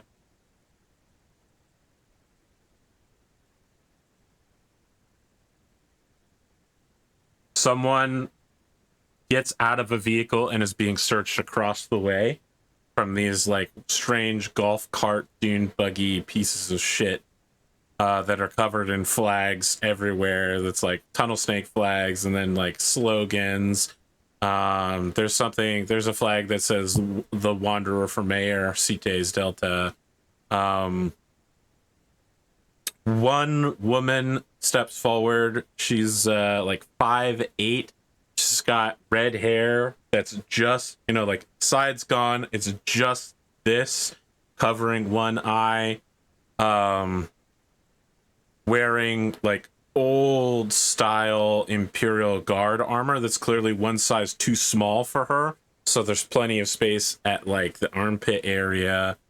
It's just the torso part, so like no arms at all, and like loose cargo pants that seem to be stuffed full of things. It's actually pretty it's like a weird reflection of Rassie in some ways. It's like if Rassie and Vel were one person. As she steps forward and says, "I'm authorized to speak on behalf of our organization. They call me the Wanderer. which one of you is the team leader? Velamris Quineel. Well, I'm Velamris, but I didn't realize I was the leader of anything here.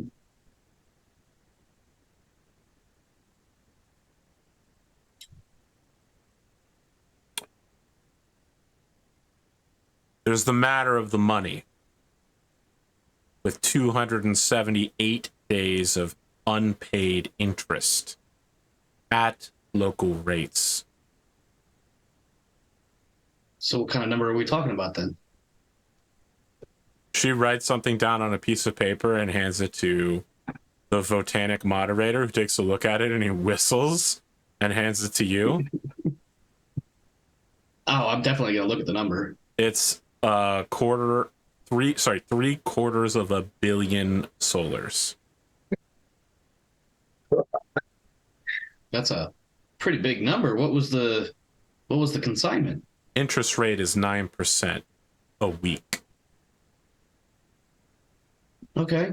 What was the product that was delivered? I want to be clear when I ask this because Macro cannon new rounds. to the macro cannon rounds. We lost a lot of people getting those rounds for you. Yes. I can't. Price paid in blood twice. Yes. And hey, we're willing to let bygones be bygones. I understand, who knew that one of your guys would go insane and start shooting? I get that story, whether it's a cover or not. I don't care. I want to be paid. And then our business is done permanently. And just for the sake of argument, if we don't pay, you're looking for blood. Hey, listen, if you don't pay, we will find a way to recoup our losses. All right, you understand? It's just business. We can't let it be known that someone with such a huge marker out there is dangling it in our faces and walking away. It's just pure business.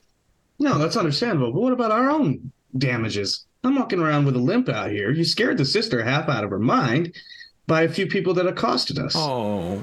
We have nothing to do with this original deal. Now, I'm going to see what I can do about some sort of compensation here. I'll take $1 million off the price. How about that? 749 million. Sorry, right. Can I just double check? Is that interest compounding or simple? Compounding. Right, and you have a contract bill of sale that shows that, do you? Something that our Lord the Rogue Trader signed. You do a lot of contract work with Atari? No. We don't have a contract. We sealed it in the way these kind of deals are sealed around here, with a verbal agreement and a handshake. Okay. I'm just thinking that 9% interest, even compounded weekly over less than a year, would mean it would still be over 100 million, be like 160 million credits, well, 160 million solars was the original arrangement. Does that sound right? I wasn't in on the original deal. Okay. Neither were we. Because I just so you know, it just seems to me like it would be cheaper for our employer to destroy this entire structure and deal with your gang permanently than it would be to pay that debt. And that just seems unusual to me. We are now making a roll. Yeah, I'm making this up. I'm trying to intimidate them. So I believe Velamris this makes is no change in his opposed by either their intimidation or their composure. Am I wrong? Well, I mean, intuition is how you would detect lying normally. Is there? I don't know. There is a skill for.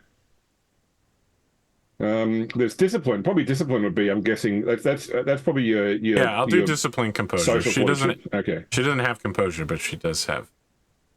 Discipline is used against fear. Yeah. First, I'll do my Air of Authority roll. Well, you've actually already met the Tunnel Snakes before. But we haven't met her. But this is my first time I'm doing a social thing with them. And that's the other thing, too, because the first time we met was through gunfire. Go ahead. All right, so presence. Oh God, I can't. Is it worth? I'm going to fake this presence roll I've not been rolling well today at all, though. Give this one another go. No, still failed. All right, so now I'm making the I guess a rapport. For you, James, a rapport roll, or for What do you the? say? For me, it's an opposed test. I would imagine rapport because you're trying. Because I don't see like intimidation is a presence test. Intimidation is a subtype of presence. Okay, cool. All right. Well, I've failed 2 presence rolls in a row. It is opposed by discipline composure. Yep. Okay, well, I rolled a 3 under 48. All so. right, she needs a 40, so she would basically have to roll a 1 to even get close to matching this. All right, so look, she keeps a cool head on your part, but your threat definitely rings true. I mean, the kin are all nodding their heads like, yeah, this, obviously this is a shakedown, and they're trying to set a very high price to talk you down, and you immediately being like, what if we just killed it would be cheaper to kill all of you, right? And they're like nodding along with it, and the Wanderer looks back at her people to let them know that she's got this, and they're like, oh, fuck, like, uh-oh. And she's like, all right, so you can do some fancy numbers. Yeah. We can talk about the original price. 100 million to deliver the macro cannon rounds. So just to be clear, out of character, the Road Traders company still got the macro cannon rounds. They are on the ship currently. Yes. Okay. Yeah. They were delivered, and the payment was to be delivered by Katari and his team, and they did not come back from that meeting. Okay. All right. Velamris would like to know why they didn't come back. Like, what happened at that meeting? You want to ask her? I would, but I don't want to step on James. I was going to say, so our understanding was the exchange was made in good faith. We sent people on to pay and never returned. Can you tell us what your side of those events were? Linus Katari and his team showed up with the payment, and he started shooting. We started shooting back. Now, your people killed a lot of our people. We tried to get the payment, recover it from the site. Arbitrators showed up and sort of secured the area. We didn't want to go down for any of that shit. Okay, Katari and his whole team either died there on the site or were dead by the time they reached any sort of Medicaid. Was it hard currency you were getting? Yeah. Nice big sealed ammo containers. My people tell me they were brimming, filled with exactly what we were looking for.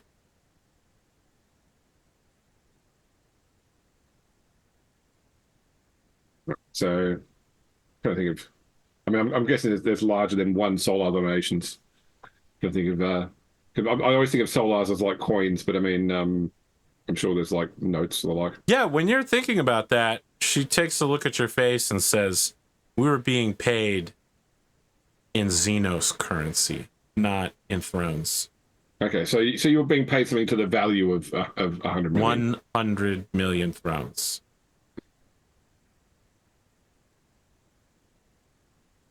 But has anyone actually seen the film Money Train? Has anyone heard of the film Money Train?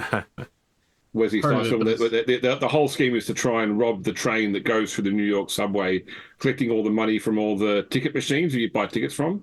But it was done in like the early 90s, so it was all. It's literally like they've got bags of coins, and someone worked out like even if you took like quarters being the highest value per coin, and like the size of the bags, they stole like 14 grand. It wasn't like it was a multi-million-dollar payday because coins don't go very far. Reddit, they did the math. That's it. In an 8-pound sack, you can fit this many quarters perfectly compressed in this many rows and columns. All right, so I mean, if it's not obvious, we're not carrying 100 million solars on us right now. Yeah. So you approached my people on the street. Showed up Sorry? in our territory, parked herself, asking questions. Well, we're looking to do the next deal, and so we're looking for. Oh, you're looking to do the next deal. Why would we do a Yeah. next deal with people who've already betrayed us? We weren't looking to do business with you because you'd already shot at us. We're looking to do business with them. I point at the Votans. Yeah. The Votanic moderator is suddenly way more interested in this conversation now. I bet he is. You can see that there are 3 guys going over your engine block, by the way, and someone's like, yep, this is definitely custom work, man. And somebody else is just like, yeah, look at these hoses right here. I can't believe they use this old tech, but, you know, it's reinforced, ruggedized. You can really use these kind of things. Someone else is just like, seems like a Gene Stealer vehicle, honestly. Somebody else is just like, it's never Gene Stealers, okay? What's a Gene Stealer vehicle? Hey, listen, they aren't the Imperium. They know what a Gene Stealer is. They No, but it's like if a Gene Stealer drives it, is it a Gene Stealer vehicle?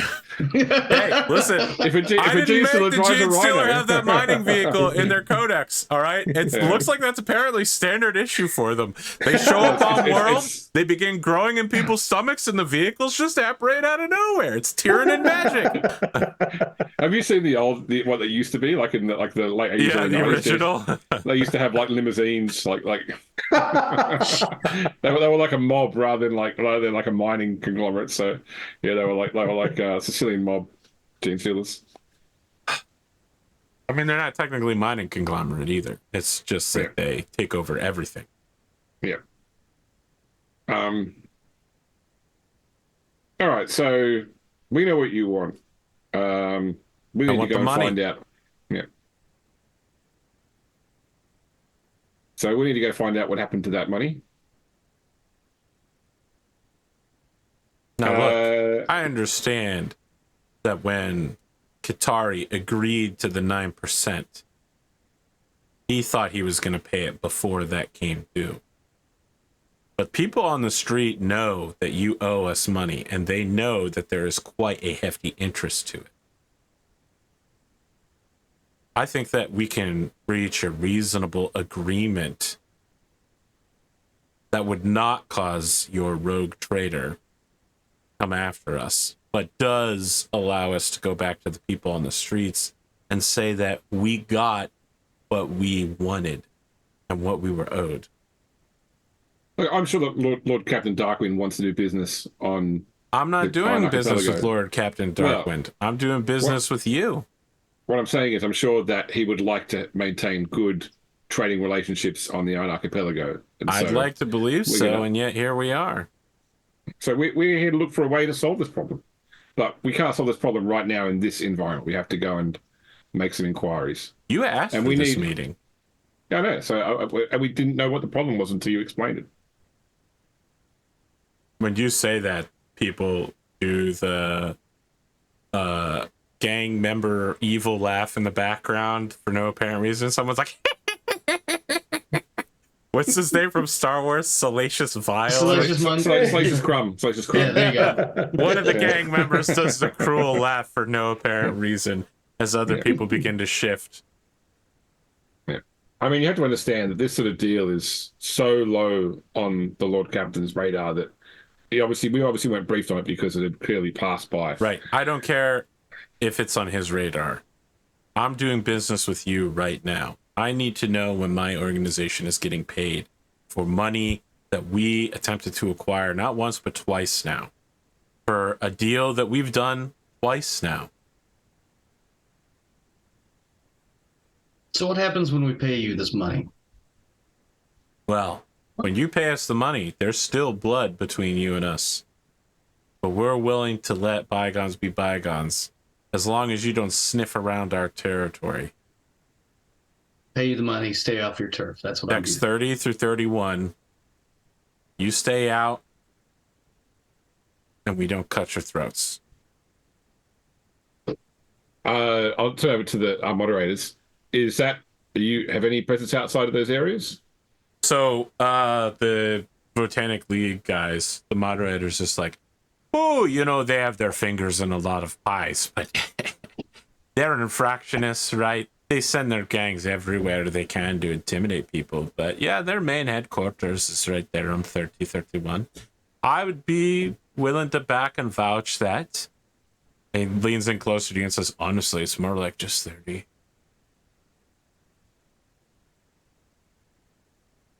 All right. So, how do we contact you? The Wanderer heads on over and hands you a Vox number. You can get me here. All right. And I mean, I don't want to bring 100 million solar's worth of xenocurrency just to a street location. Like, do we come to your, like, obviously last time this happened, things went south. So where do we do this next time? We'll come to your location with a bomb. We don't need a bomb. We want one as backup. Just in case things go down like last time. She gestures over for the young man who you met on the street earlier and wraps her hand around his shoulders and says, Jazrael here. We'll send him in a vehicle, and if you ambush him, the whole place goes up. And if not, he comes back with the money safely. Isn't that right, Jazz? And he goes, yeah, that's right, boss.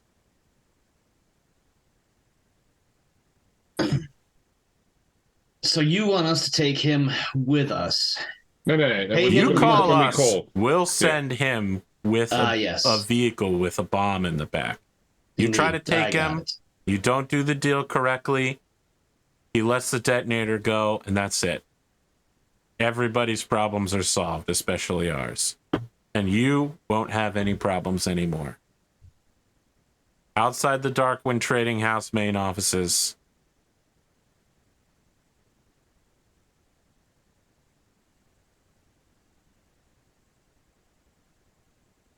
Velamris is going to give a look to Holly and Rassie, kind of implying I think he more or less you can see agrees that with this. they're giving each other, the various leaders of these vehicles are all significant PC glancing to the Wanderer. I think we'll need to confirm that when we make the call, because obviously, as you say, these things aren't done in contractual ways. Sometimes it doesn't do a road trader well to be conducting infractionist business on the street directly in front of their main office. Well, I wish we could say that we could trust you, but I'm willing to accept a counter proposal. What do you have that would make us happy? I said I don't know right now, but we'll have to work that out and come and make the pitch. And obviously, you'll have to accept it before we then go in and make the arrangements. A lot of delicate talk, but sure. I think we're done here. How many infractionists are here? How many arrived? So each of these cars can fit 4 people, and instead have 6. And there are 4 vehicles. Okay. That's 18 people. The cars are a 4-seater, and then they've got 2 guys that, one of them's on the back holding onto the bars, pulling himself up, and another one's, hanging off the side wildly in a way that is definitely not OSHA compliant, and the DMV would send police officers after you if those things existed in this place. 4 vehicles carrying 6 people? Yeah. Oh, sorry. Yeah, 24. Okay. Don't worry about it, man. It's late here. Yeah, it's okay. It's not okay. It's really basic math on my part. I wasn't going to say anything. I got what I needed out of that, so. Okay. Yeah.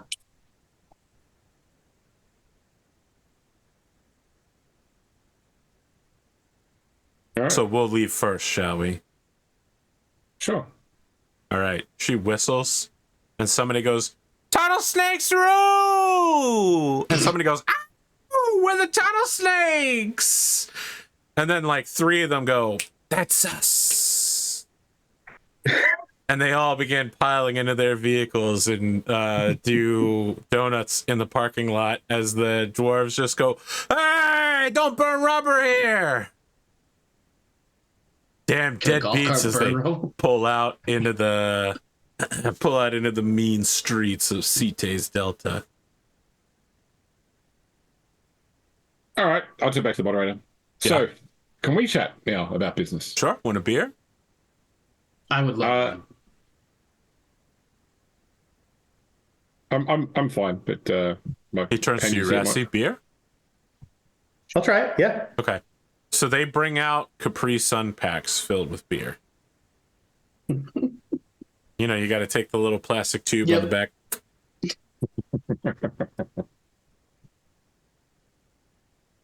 I feel like that could easily become a very messy situation.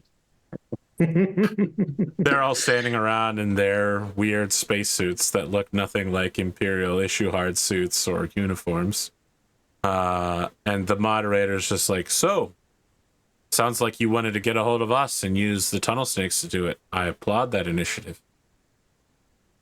That's exactly what we tried to do. Good, because I just acknowledged it exactly like that. Yeah. We are preparing for our Rogue Trader's next major expedition. Mm-hmm. We need to acquire several things: equipment, arms, supplies for the voyage ships, and as a technological conglomerate, we thought that we would like to reach out to your faction and see first of whether you would be able to access what we want and whether we can access anything that you want. What do you want? Well, we'll be able to send through a list. We're just compiling our final list, but it's mainly going to be things like, I mean, I'm not sure if this is your angle, but foodstuffs to cover space transport for a long period of time, but also macro cannon shells, personal equipment, weapons, armor, maintenance thereof. He turns to look at some people who look exactly like him, and they have a conversation in a sort of unknown language very quickly. He turns back and he says, look, we can make human pattern weapons, but the Mechanicus gets upset about theft of their intellectual property, talks about Xenos infections on the machine spirit, that sort of thing. So it's not wise to do it in an Imperium-held area. If we were to manufacture personal arms for you, which we could do, we could not manufacture them here. They would need to be brought in from another location, and the deal would have to take place outside of the CITES. That's all, I think, all doable. The other thing I'd say is that as a rogue trader, our liege isn't constrained to only using Imperial equipment provided. I understand, but this is an Imperium facility. We follow strict rules while we're on it. That said, we have friends in the Whisper Fleet, if you want to do the deal there. I guess, importantly then, so you know what we're after. What is it that you seek here that we might be able to find? Obviously, our Lord has access to an unusual esoterra. I'm not sure what it is that motivates you, whether it's purely money or other things. Resources would be nice. We can always use more. But you seem like a very capable bunch.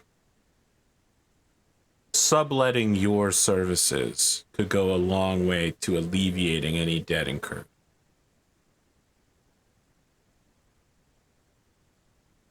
I get the impression you're asking or suggesting if we would do a task or two for you in exchange for these arms. Yeah. Yeah, you've caught on very quickly to the plain language I used. Yeah.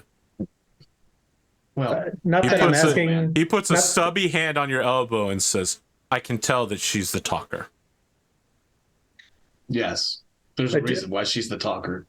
I take it the suggestion is because you already have something in mind. No, not yet, but you know how it is. Things come up. It's always good to know who to call when you need something. I think that subcontracting is not out of the question by any means, provided it's things that we ask was skill, then we actually add value to your transaction. So, right. You're looking for personal arms and armor for a rogue trader's fleet of what, 4 ships? For 6 months worth. Yes. Replacement for naval armsman weapon. Yeah, 5% allowance for failure or loss. You can see they're all nodding together, and one of them goes, 5% is pretty small. you might want it more, but we get the client what they want, you know. Rassie's Somebody else looks at him thinking, and turns. He like looks at him and turns back to you and says, "We can vouch for the veracity and warranty of our weapons. They will work correctly. However, improper usage on site and wear and tear can lead to loss, waste." Look, I have a KPI, and my KPI says 5%. So there we go, Jim. I feel like somewhere inside the back of Rassie's head, Rassie's going, 5%? That's a lot. We never got 5%. In the back of Velamris' head, he's like, KPI. I know that term. I don't know that term. I know that term, but I can't. I'll ask him later, or I'll ask her later. It's an ancient sisters term, long lost to the common lexicon. All right, so this conversation gets abstract. Yeah. They can deliver what you're asking for, but it will be more expensive than if you were asking someone who produced locally right here. Yeah. What they will make are essentially the Chinese knockoff copies of an M16 for you. They'll do it slightly cheaper. You're going to pay more in, shipping costs to bring it here. They can do it. They're willing to do it. The cost will be paid for by the rogue trader. We're going to seal the first part of this deal with a contract negotiation. Okay. So we are putting future services rendered on the table. Yeah.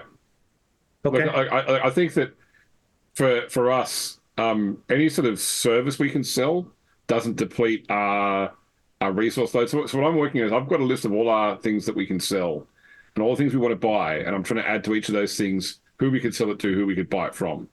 And when they match up, that's great. Otherwise, we've got to try and find the connection. Okay. Would you say, AP, this is a haggle roll? It is a haggle subset roll, and they are rolling evaluation, which they have. Okay, no worries. As long as we have a stipulation that whatever tasks we're asked to do are not heretical. Oh, I am going to re-roll that. All you need is just a little success, and you will win by a lot. It's a coin flip, really. Well, no, because I've got one introduced because I've got what do you call it? Influence with this group. Clan Hardbottle, son of a bitch. There you go. Wow! +5. Wow! I think we just got a discount. Sister Holly is winning, and you see why she's the one that talks for us. It's not a deep discount, but it is significant for the prices being discussed. And this individual says, "We like you, 3. We like you a lot. We are willing to offer a cut in exchange for a continued understanding between our people. Your repeat business would be worthwhile to our existence here. If we can get assurances that we have something of, if not an exclusive relationship, sort of a first pick of any deals you want to make of this kind. Right of refusal." First right of refusal, of course. Look, I think that's fine. I have to ask one question first, though. What is your relationship with the tunnel snakes, and how detrimental would it be to your operation if they were no longer in existence? The tunnel snakes are creme beneath our boots. We barely notice them, only because they pay us for good quality weapons that they can barely use. Their non-existence would be of little issue to us. We are not infractionists. We are tax-paying Imperium citizens. If the tunnel snakes were to disappear, no skin off your back.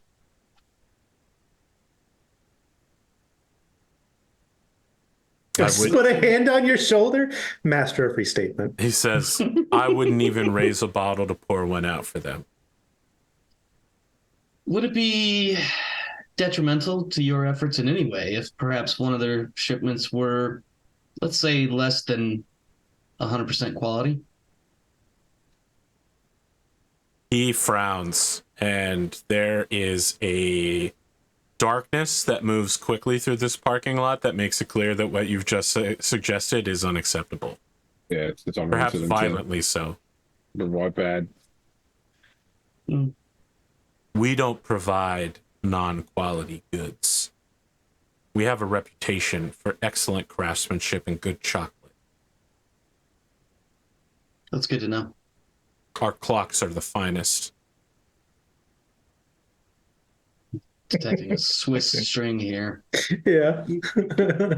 Wow, that's crazy that the weird arms dealers who act as neutral arbiters. Do you make chronos?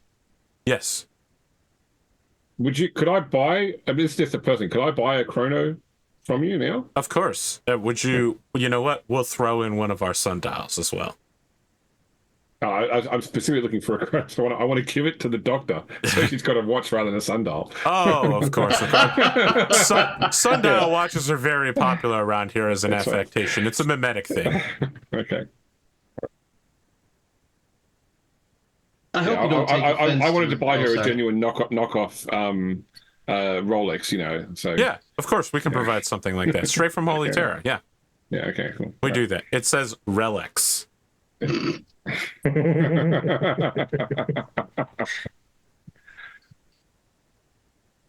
know, 1/100th of the price, twice the quality. Yeah. That's the Botanic guarantee. He says as he winks toward the camera, and then a cartoon version of his face takes over the whole screen, and we come back to the end credits for this episode. Well. So we made it to the end of the second episode.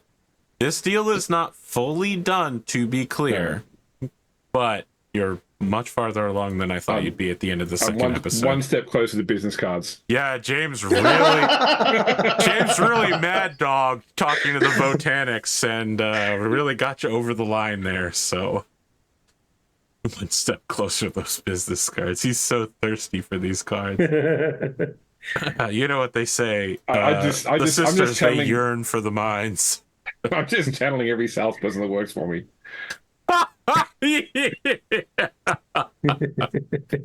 That's what it is. There we go. So I do have one quick question I want to ask regarding this deal that we are still brokering. One, are we walking away with, I guess, opening paperwork, for lack of a better thing to call it? And then two, what do we need to report or turn in to liturgical? Well, I think we'll talk about that next episode. Yeah, we have an MOU. We have a memorandum of understanding right now. There you go. So you're going to get 40 experience points here, and you will also get 5 times your payment grade in spending cash as a result of your success here. I believe your payment grade is 50 a day. Let's see. To other, we go. Said we got how much XP? 40. 40. And 5 times pay grade, you said? Yeah. standard is. Looking it up. Well, it's not standard. It's your group's specific payment rate, which was the second. Yeah, did we upgrade? Did we? I believe that you were the second tier. Okay. Well, I mean, so standard's 100 solas per day. Good is 200 solas per day. Okay, so you're going to end up with 1,000 solars each as a performance bonus from your supervisor for good work. It's given to you in a standard issue Imperial Guardsman ammo box in loose coinage. Just really heavy gold coins rattling loosely in the box. In this system, the idea is supposed to be in between adventures that you basically automatically spend your money down unless you actually take an action to invest it. So money is quite come and go in this system. Yes. Well, right now it's coming in. Yeah. Day 3, and you're walking around with quite a bit of spending cash. So make sure what James is saying, make sure you blow it on something nice. You should spend it all in one place. Blow it on gear, because if you don't, your character will blow it on drugs and hookers, basically. So. I see either option being a pilot. Never mind. I do like when you were like, hey, do you you wouldn't be, it wouldn't hurt you if the tunnel snakes were all gone. And like as soon as they made their ridiculous ask for money, Rassie was going, cool. So how do we spread the reputation that we believe in fair compensation, and don't insult us with shit or we'll kill you. And how do I kill these people? I'm certainly going to bring this up in Carried next time, but I don't see how this gang stole macro cannon shells off a ship in the void. So I think that there's someone else involved. Either they stole someone else's haul, or someone else is backing them. You're telling me a small gang of incompetents doesn't seem like they could pull off the heist of the century? Yeah, James, you're going deeper into the mysteries. What you didn't know is that this isn't a Rogue Trader game. This is actually an Inquisition game. Does that sound familiar, James? Does it sound familiar? I mean, apparently, according to the ledger, didn't they get those rounds from orcs? So maybe they took it from a passing privateer. Yeah. I mean, a privateer could be an orc, or it could be a human, or any number of races. Yeah, they've copied orcs by robbing passing ships blind. I mean, I suppose it's a solid business decision as long as the returns are good. Yeah, the ship could have been docked, but I mean, macro cannon shells are the size of automobiles, so they're not exactly. You can't stuff it under your jacket and walk out with it. No, but you can blow a hole in the side of the ship and throw them out into the void. And then have somebody come by with them. I know that there's no gravity in space, but these objects still have mass. It's not like you can just push them like this. You're gonna go flying the other direction. Yeah, I mean, listen. The line literally is roll the ammunition loads out into open space. Yes. All you got to do then is just come by with a net. Listen, I will point out that their side of the story was what Katari heard. Yeah. Its accuracy comes from the tunnel snakes.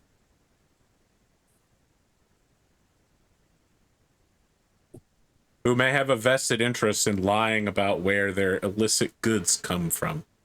Yeah. Who knows? Maybe we roll in, we smash the tunnel snakes, and whoever was using them to sell these things says, hey, you seem like a better deal than the guys you just got rid of.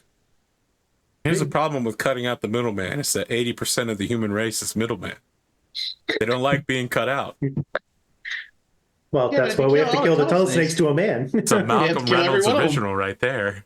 So the other trick to go is to go to the arbitres on behalf of the Rogue Trader and saying we've heard that you have come across a bunch of Xenos currency. Obviously, no one in your organization can spend it, but our lead could take it and use it beyond the edge of the Imperium to better the Imperium. So surely we should take control of such ill-gotten goods so they can be.